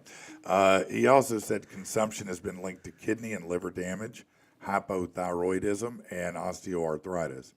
He said it doesn't make any sense to have it in our water supply. I'm proud of the state for being the first to ban it, and I hope a lot more will come. While some do disagree with his assessment, there is no doubt that they did find a decrease in childhood IQ directly correlated to fluoride consumption. All right. So they've good. known this for some length of That's what I time drink. that is making you dumber. Right. And yet they they're just like, been no, sitting there keep putting it feeding in there. down there. Right. Keep putting it in there. Make them dumber. I always Fine. told all my gym teachers when I was in school, I don't want to drink water. Yeah, you will see what was happening. No, just have a glass of water. Yeah, they're trying Yeah, to no, make that me 8 stupid. glasses a day was making you dumber than Right. hell. This is why I dropped out. Yeah, this is why we're here. This is why we're not Elon Musk. He clearly didn't drink fluoridated Right. water. He didn't drink the water. No, after Kennedy's speech, he said he'd be telling the CDC to stop recommending it, and he's assembling a task force to make new recommendations as well. This follows an EPA announcement that they'll review fluoride. So, I mean, it looks like fluoride is, other than in your toothpaste, it's about to be gone. So it's okay to be, if it's in your toothpaste, it doesn't make you stupid. But if it's in your water, you're not supposed to eat toothpaste. You spit it out, right? Oh. Right? So when you brush, you spit. But too, mouthwash is another one of those things they perpetrate on you. Yeah. That really is not good for you or your oral bacteria for the most part. Really? Okay. No. Did you know that mouthwash, like, have you ever I mean, there comes a point in life where I'm like, everything is going to kill me. No, so that's I true. might as well just That is not true. care anymore. That is true. Did you ever use Listerine? No. Maybe. It's the worst tasting stuff in the world. Is it? Oh my God, yeah. My grandfather used to, use it just as it came, which was tasted, and now I know why. It originally was invented as a shoe cleaner. Oh. Yeah, and then be became a mouthwash. Yeah. Think about that for a second. It was a shoe cleaner. I and used it tastes like shoe cleaner. I use a little tablet. A what? A tablet cleans my teeth. Yeah? Do you really? Yeah. What's it called? Whatever Polident, whatever it is. I see what you're saying. Okay. Yeah. That is good. That you can just put it in there and let Yeah, it work like that. Works Yeah. out well. No, I wish it was that easy at times for me. I wouldn't mind that a bit, to be honest with you. Here's another thing, too, that is changing, and this is something that is kind of an ongoing joke in our own house, because every time we switch a shower head, the first thing Laura does is take it apart and pull out the thing that governs the water rate. Did you know they started doing that? Putting those in shower heads to reduce the water flow? Really? Yeah. I did not know That's why that. more modern shower heads seem more drippy than, because it's got a flow regulator in there. So she'll open it up and take it out. Well, check this out. President Trump on Wednesday ended Joe Biden's war on high-pressured showers. In December 2021, the Biden administration restored 2013 regulations on how much water can be carried through shower heads. Under the earlier rule, the entire shower was considered under rules restricting flows to 2.5 gallons a minute. Well, they're changing that now, and he said, basically you're going to get water pressure again. He said, Why was this such a big deal? well, why was it such a big deal to who? That we apparently needed regulators Well, put because on they- shower heads. Like, this is the...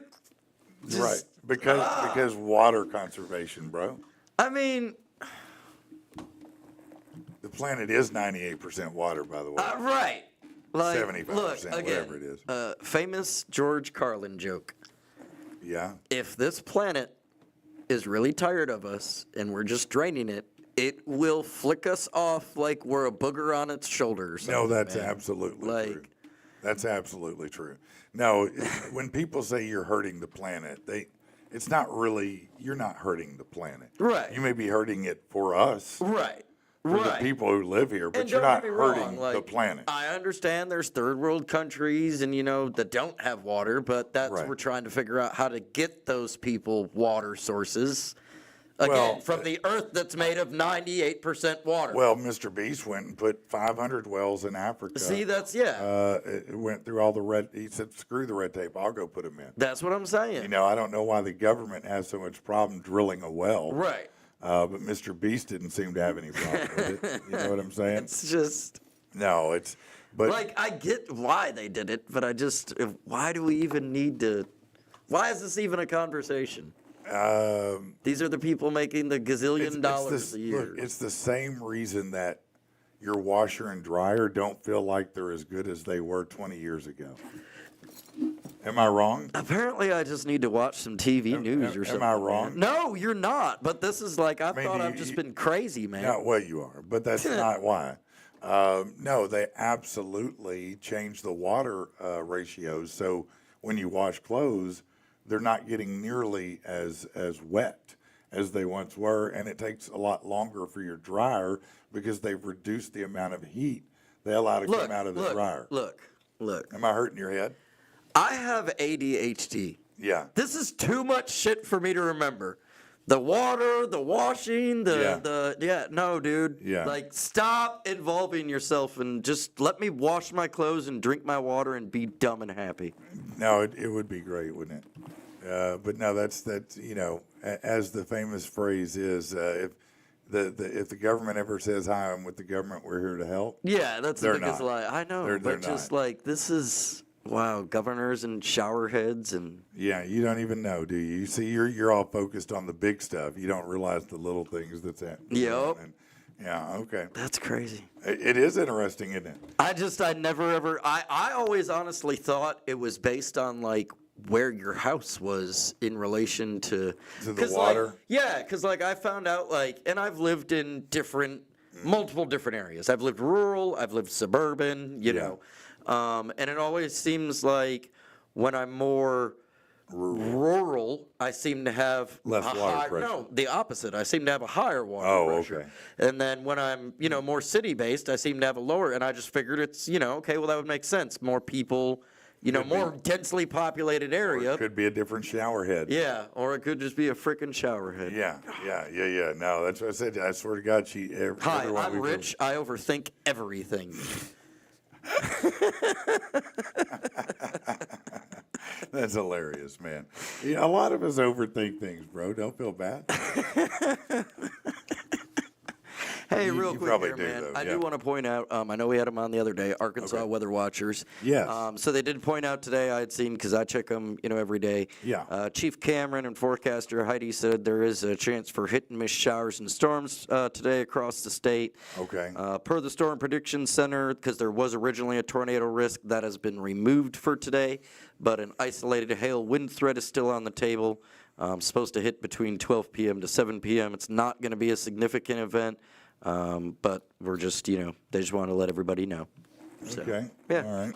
Might get some storms rolling through the area today, but nothing to worry about. It should just be a regular old-fashioned It's a storm. regular summer storm. There you go. Spring storm, whatever. Sleep it off. All right. Talking about changes, things going on. How about AI? An AI-generated avatar, the source of contempt in a New York courtroom after a judge realized the attorney arguing a case in front of them was not real. The scene unfolded as Jerome DeWald, a plaintiff in an employment dispute, approached the stand of the New York State Supreme Court Appellate Division's First Judicial Department. The appellate has submitted a video for his argument, the judge said. We will hear that video now. The screen powered on displaying a young man wearing a button-down shirt sitting in a home office. So may I please the court, I come here today a humble pro se before a panel of 5 distinguished justices. Suddenly, the judge interrupted the video and questioned the authenticity. He said, hold on, is that the counsel for the case? DeWald confirmed the man was, in fact, his representative and told the judges, I generated that. That's not a real person. Wow. The fallout was immediate. The judge expressed disapproval of him presenting an AI-generated video. Said it would have been nice to know you made your application, or when you made your application, you didn't tell me that, sir. DeWald submitted a letter apologizing, explaining he didn't have a lawyer representing him, and he didn't cause to intend harm. He said they were pretty upset about it. They were pretty upset. But last year, 2 New York lawyers fined $5,000 each by a judge when they used ChatGPT to conduct legal research, which led them to cite a fictional case in court as precedent. Yeah, but it's fascinating. Look, this guy's got an AI video of an attorney that's going to represent him. Right. I mean, that's wild, man. That you is. know, and I did see that, some of these, they're starting to use AI attorneys to do procedural things where fighting just a ticket, drafting up, or like, paying civil. things Right, like that. right. And it's before long there are going to be a lot of AI attorneys. I mean, instead of having the court-appointed, what are they, public defender? Yeah, you'll just get a Or you get the laptop handed court-appointed to you. AI. Yeah. Yeah, AI Bob the attorney. I mean, it's wow. Would you rather trust an AI attorney or a human attorney? Oh, human for sure. Really? Oh yeah. Why is that? Well, I mean, look, I'm thinking again. Here kicks in my overthinking. Yeah. But look, I don't know. Could they look? Defense attorneys make their living on essentially being sleazeballs. They find a little loophole and they get their, OJ and if the glove don't fit, you gotta quit. Come on now. Like, That's a good example. I don't know that. Are they going to program an AI to do that? Well, To think that way, to look that way, and go, I don't okay. know. Because, I mean, I would think most AIs, they're just going to spit out the facts and recognize the rules and laws and go, okay, that You doesn't need someone apply. who's going to be a little craftier and sleazier. I would think so. Okay, no, if that's it's got fair. a big charge, not that Fair. I ever So plan you on need robbing a bank. sleazy or, AI. yeah, there you go. Yeah, that's great. For $9.99 a month. For $9.99 a month, sleazy AI. Let's do this.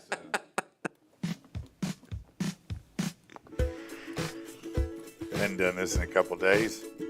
I feel like we've been missing it, man. Well, we probably have. Listen up now, I'll tell you a story. Without a doubt, it's kinda gory. It's the worst news you could ever hear. Things just like this make you fear. Lying lunched on a dumb guy's knee, or a big hard fuck drowning some honey. Why you laughing? Why you laughing? This shit ain't funny. What? Well, This shit ain't funny. sometimes it is, but do you know the band Weezer? Yeah. You do? Oh, yeah, You're man. familiar with them? Beverly Hills, yeah. Yeah, a very, very popular band. Been around a long time. We had a lot of bangers out there, a lot of hits, right? This story is a little bit crazy, though.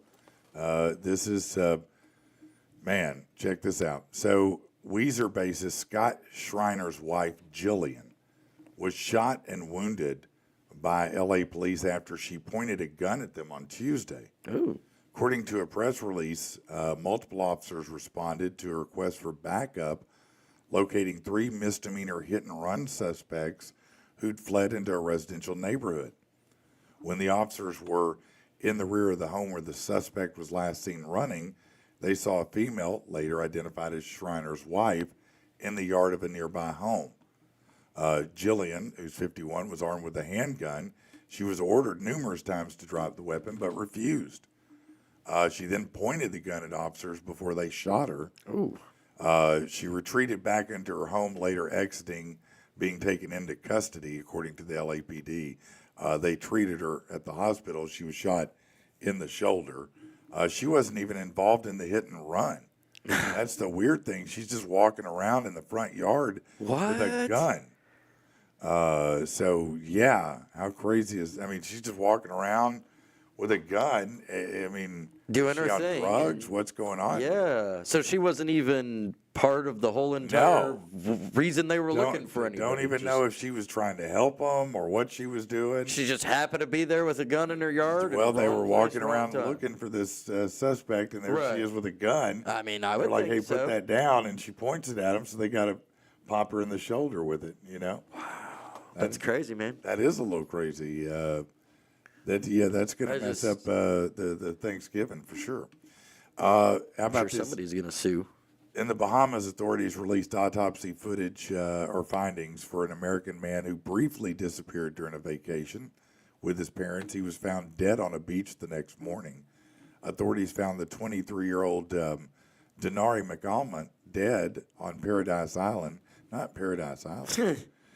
12 hours after he landed on the island with his parents. So what was it? Well, according to the examination, they've revealed that he died as a result of drowning. Foul play not suspected at all. They said that his mother had expressed her belief that her son had been beaten, but that the autopsy did not show that. Apparently, he left his parents during dinner to get a jacket when he disappeared, and his parents filed a missing person report when they couldn't track him using cell phone data. That is weird. Man, that's gotta, It does have a little sketchy sound. And to was it, that a doesn't it? picture of the guy? Yeah. I mean, he doesn't look like. doesn't look like He doesn't someone- look like somebody that would have But- trouble swimming Well, so or anything. my question is, hold on. If you just left dinner I mean, undertow and maybe. you told your parents you're going to get something from the room, Right. why would you go swim? Right. I mean, that's weird, isn't it? I mean, that alone raises questions to me. Yeah. I mean, maybe he just didn't like him, or maybe he just walked out and went, geez, I want to swim. I mean, I don't know that what's could have going on. I happened. mean, he's in the Bahamas. I mean, I guess it could be, but that's. There's a lot of I'm going to have to go there's with. a lot of questions on that. Yeah. Oh, wait. Yeah. Got to slide it. Yeah, one more time. Yeah. Hit the WTF button, man. I don't even know. There's too many gadgets and gizmos for you. Oh, is it dead? Does it not work? WTF. All right. This is not good. What began as a really nice afternoon in Florida ended in agony when a Jeep Wrangler suddenly barreled over a man lying on the beach. 33-year-old guy from Ocala was laying face down in the sand in Ormond Beach. That's north of Daytona Beach. When he was hit by the Jeep, according to the Volusia County Sheriff. He sustained serious injuries, a broken femur, fractures in his right forearm, third-degree burns, cracked pelvis. The driver, a 61-year-old woman, was attempting to back into a parking spot on the beach and crossed over, apparently, the travel lines. The victim told the local outlet he was left screaming bloody murder after his afternoon was ruined. He said, Imagine. I just got a Jeep a couple weeks ago. That's why he was visiting the beach, and this was something I wanted to do. All of a sudden, a tire was going over my head. I'm just laying face first, crying and screaming. Said his forearm broke in two places. He has to have titanium rod put in after the accident broke his femur. He said, it's like I had two brains. One brain was screaming and thinking how much pain I was in. The other brain was kind of being more rational, thinking, okay, what's broken, you know? He said when he looked over his body after he was hit, his arm was flattened and his leg was mangled. How close are these parking spots to the beach? Man, I don't know. And why would you, lay down that close to them? I certainly wouldn't. I'll tell you that. I mean, if that's, you just lay in there, sunning face down, and all of a sudden there's a Jeep on top of you. Right. And I wonder if Granny, when she backed up, she hit Speed bump. something, and she went, oh, let me pull forward. Yeah, right. Good. Back up. Good. Yeah. Because that sounds terrible. That does. That's horrible, man. I hate that for him. But I think dude, if you decided to lay down and tan next to the parking spot, that's kind of your own fault. All right. This is, I can't pronounce this guy's name very well, I don't believe. I'll try. Sashir Balaji, the OpenAI whistleblower who allegedly committed suicide, was shot twice in the head, according to his parents. It's hard to shoot yourself in the head twice, isn't it? Right. I mean, I don't know. Maybe I'm wrong. He was found dead in his San Francisco apartment with a gunshot wound to the head in November, shortly after he told the New York Times that OpenAI was violating copyright laws. His death initially ruled as suicide, but his parents immediately hired a PI and ordered a second autopsy. His father insisted his son was happy and not suicidal at all. Said he was not depressed. It was his birthday week. He made plans to see us. How can anybody believe there was no suicide note left? We have seen the blood shots in the bathroom, signs of a fight, is what he's saying. His parents are now claiming their son was shot twice in the head. What else does it say here? His body was found next to the bathroom door, a gunshot wound, blood all over part of the apartment in San Francisco's Mint Hill neighborhood. Is that a fancy neighborhood or something? I guess. I don't know. It's very minty there. Yeah, it doesn't. They claim they saw the evidence of two shots. Now, I don't know. But, if you got shot twice, it's definitely not suicide. Yeah, no. But of course, eventually they'll forget all about it. Well, yeah, of Yeah, course. Of course. Octavio Dotel, a World Series champion pitcher, former Major League Tony Blanco were among the nearly 100 people who died following the collapse of a roof at a Dominican Republic nightclub. Dotel was a native of Santo Domingo, that's the capital, and was inside the Jet Set nightclub Tuesday when the roof fell as singer Ruby Perez performed. Officials rescued Dotel from the debris earlier, brought him to the hospital. The World Series champ later succumbed to his injuries. The commissioner also confirmed the death of player Tony Blanco as well. He played one season with the majors and most of his career with the minors. That is, man, you don't expect that at a concert, the roof to fall in. Yeah. No, that's a pretty shitty show. To be honest with you, that's definitely the worst show. I'm going to give that one star on my Yelp review. Would not recommend. No, Roof do tends not to fall recommend. All right, let's take a break and we'll be back in just a few moments. All right, let's go with this one.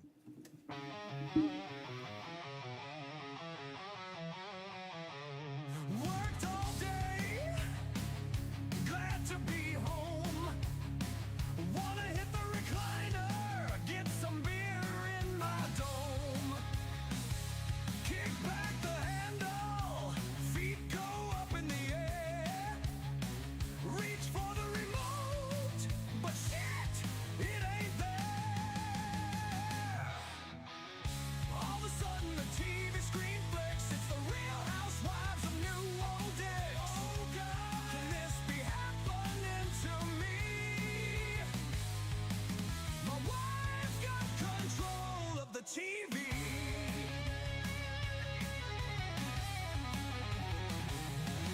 As the credits rolled, I thought things could get fun, but my wife changed it to something called Bridgerton.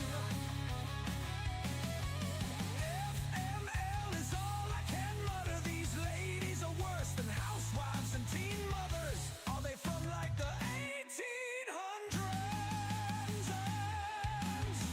All of a sudden the TV screen flicks, it's the Real Housewives of New Old Dicks. Oh God, can this be happening to me?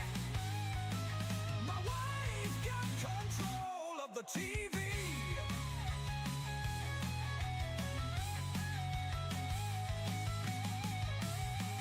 When 9 p.m. came around, for a minute I had hope. I stretched out my arm and she just blurted no.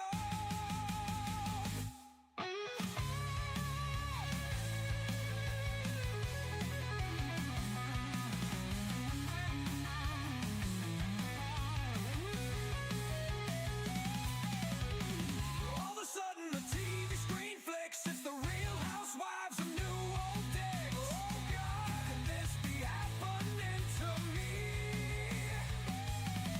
My wife got control of the TV.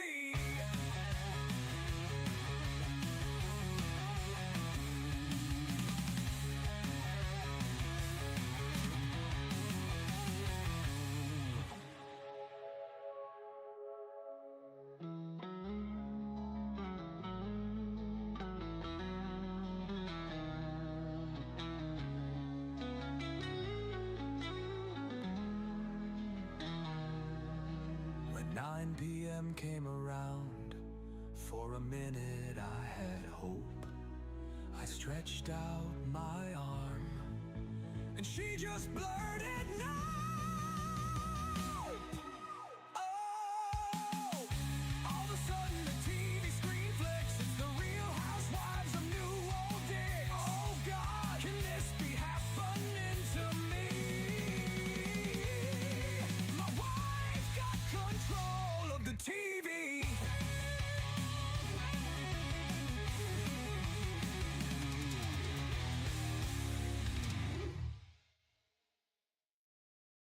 Man, it's got a little jam to it. Love it. Yeah, kind of a funny little tune right there. Just a little, what you call a parody song, more or less. It's good times. All right, so check this out. The Department of Government Efficiency, DOGE, announced $51 million in cuts from the African Development Foundation, which included hundreds of thousands of dollars for marketing shea butter and pineapple juice, as well as mango drying facilities. What? Yeah, it's so weird. They made the announcement highlighting several initiatives the money was put toward. For instance, $229,000 used to market 100% organic shea butter in Burkina Faso, $250,000 spent on mango drying facilities in the Ivory Coast, and $250,000 spent on marketing pineapple juice in Benin. The department also said $100,000 was spent to increase yogurt production in Uganda, $85,000 on a business incubator for a spa, and $50,000 spent to teach farmers how to grow dragon fruit. And then $48,000 spent on a WhatsApp marketing chat bot in Kenya. Yeah, it never messages anybody in Kenya. It messages me. Sign up for WhatsApp and Right. message me here. No, I'm good. It's so interesting to see all of these things that they're beginning to, go through and cut. Discover. Yeah. The funding also was No, canceled. wait. I thought I heard, though, that Musk was, like, stepping down now No, or something. that is not accurate. That's not accurate. Not accurate at all. No. Late last month, they shared they terminated 113 contracts from the Department of Agriculture worth about $5 billion.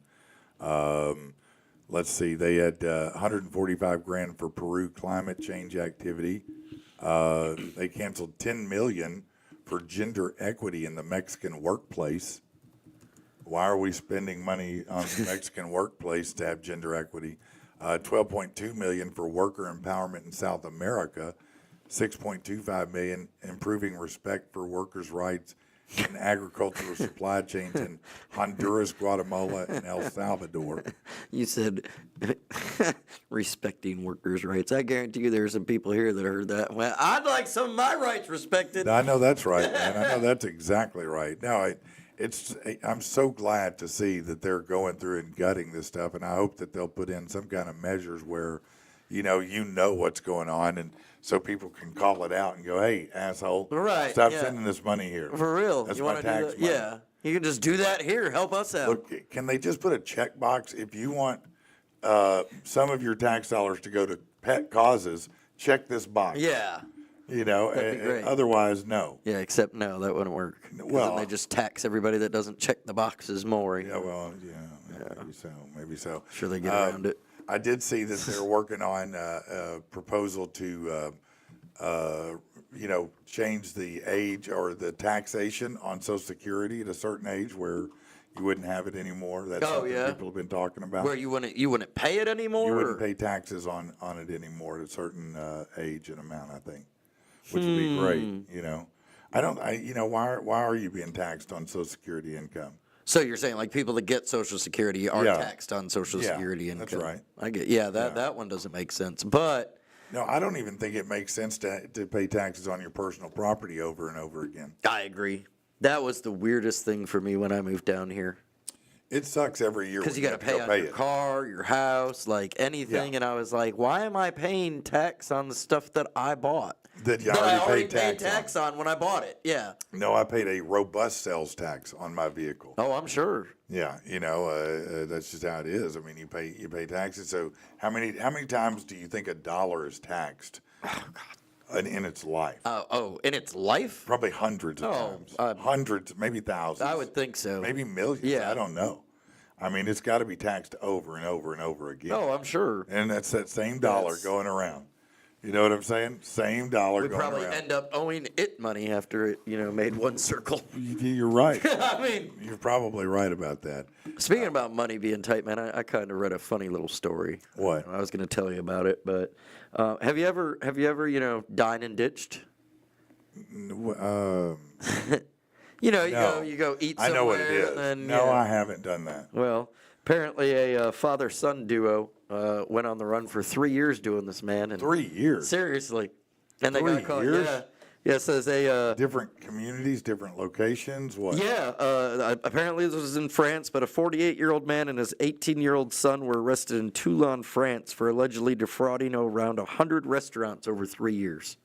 Yeah. Wow. They said, They were eating good in the neighborhood. all right, their tactic was he'd basically say, okay, you distract the waiter and I'm going to run out the back. And then, yeah, that's what Wow. they did. And they got away with it for 3 years, man. Now they got caught. 3 but- years. So what are they going to do to him now? I mean, I assume they're going to, I don't know what the punishment is in France for, I don't know either. but what great, quality father-son time. No, I mean, listen, at least he's teaching his son something. I mean, he's taking time to show him a trade, Rich, and you're complaining about it? I mean, yeah. Why? I think there's, there's some bonding. more He didn't just quality abandon him.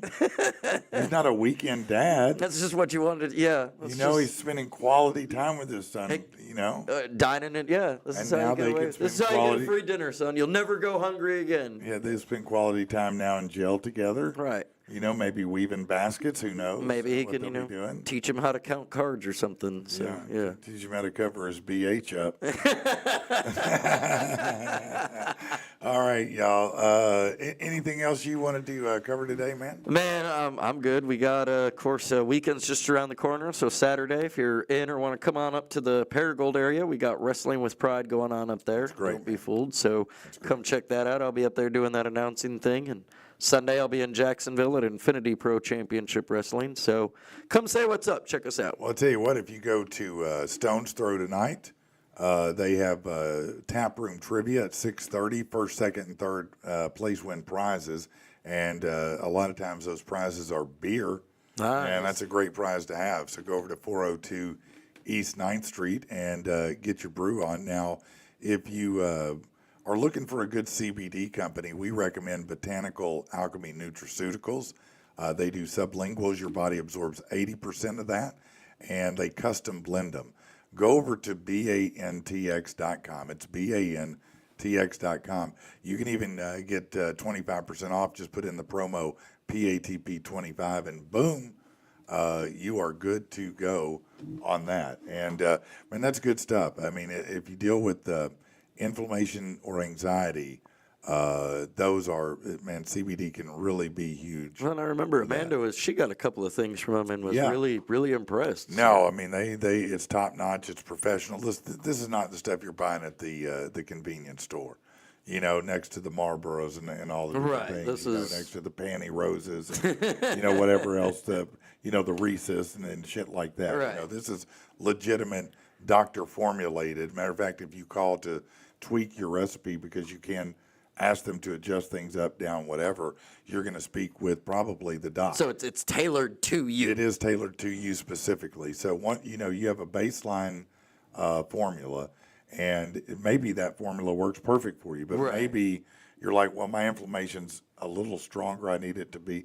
Then they'll tweak that up. That's awesome. And the next time they send it, once they get it right, it's going to come that formula every single time, your own recipe. Right. And right. so it's going to be tailored to your body and your needs. And you're not going to get that next to the Beanie Weenies over at Circle K. Right. Well, and I like that it's, in CBD form, so you can take, liquid or smoke it or whatever you want to do, however you want it prescribed. But, because, I've never in my life heard anybody go, yay, another pill that I have to take. No, and this, the sublingual is the most potent. You put a drop under your tongue, you absorb 80%. If you take a tablet or a gummy, you absorb 20%. So it's a huge difference. It's much faster. It's much more potent.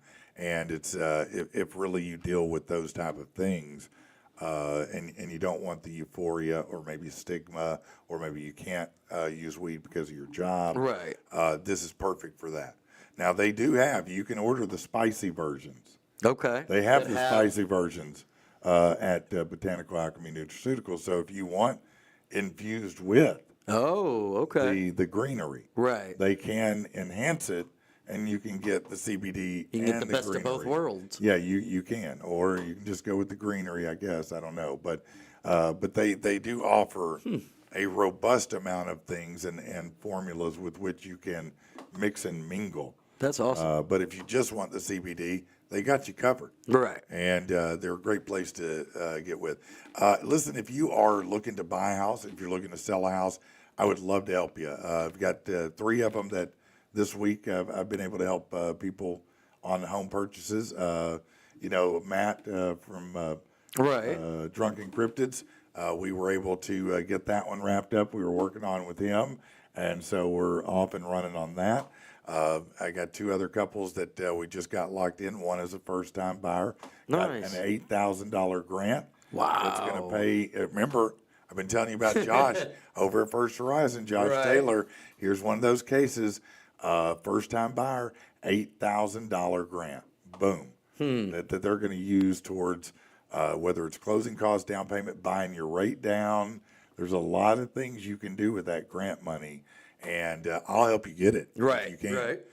Reach out to me online. You can also reach out to me at patrick@legacyteam.net. That's an easy way to get a hold of me, Patrick at patrickandthepeople.com. Or just go to Facebook and message me or whatever. I'd love to help you get a home or sell a home. I've got a couple of them I'm about to list. So if you're interested in something in out Art Street area down in the rural part, or if you're looking for Shannon Hills, keep your eye on my page because I'll be putting both of those out here in the next few days. Nice. But, big thanks to everybody, the audience. Love you guys. You are the best. Please smash that like button, share us, go to our YouTube and follow us there. That would be great. And we'll see you next time.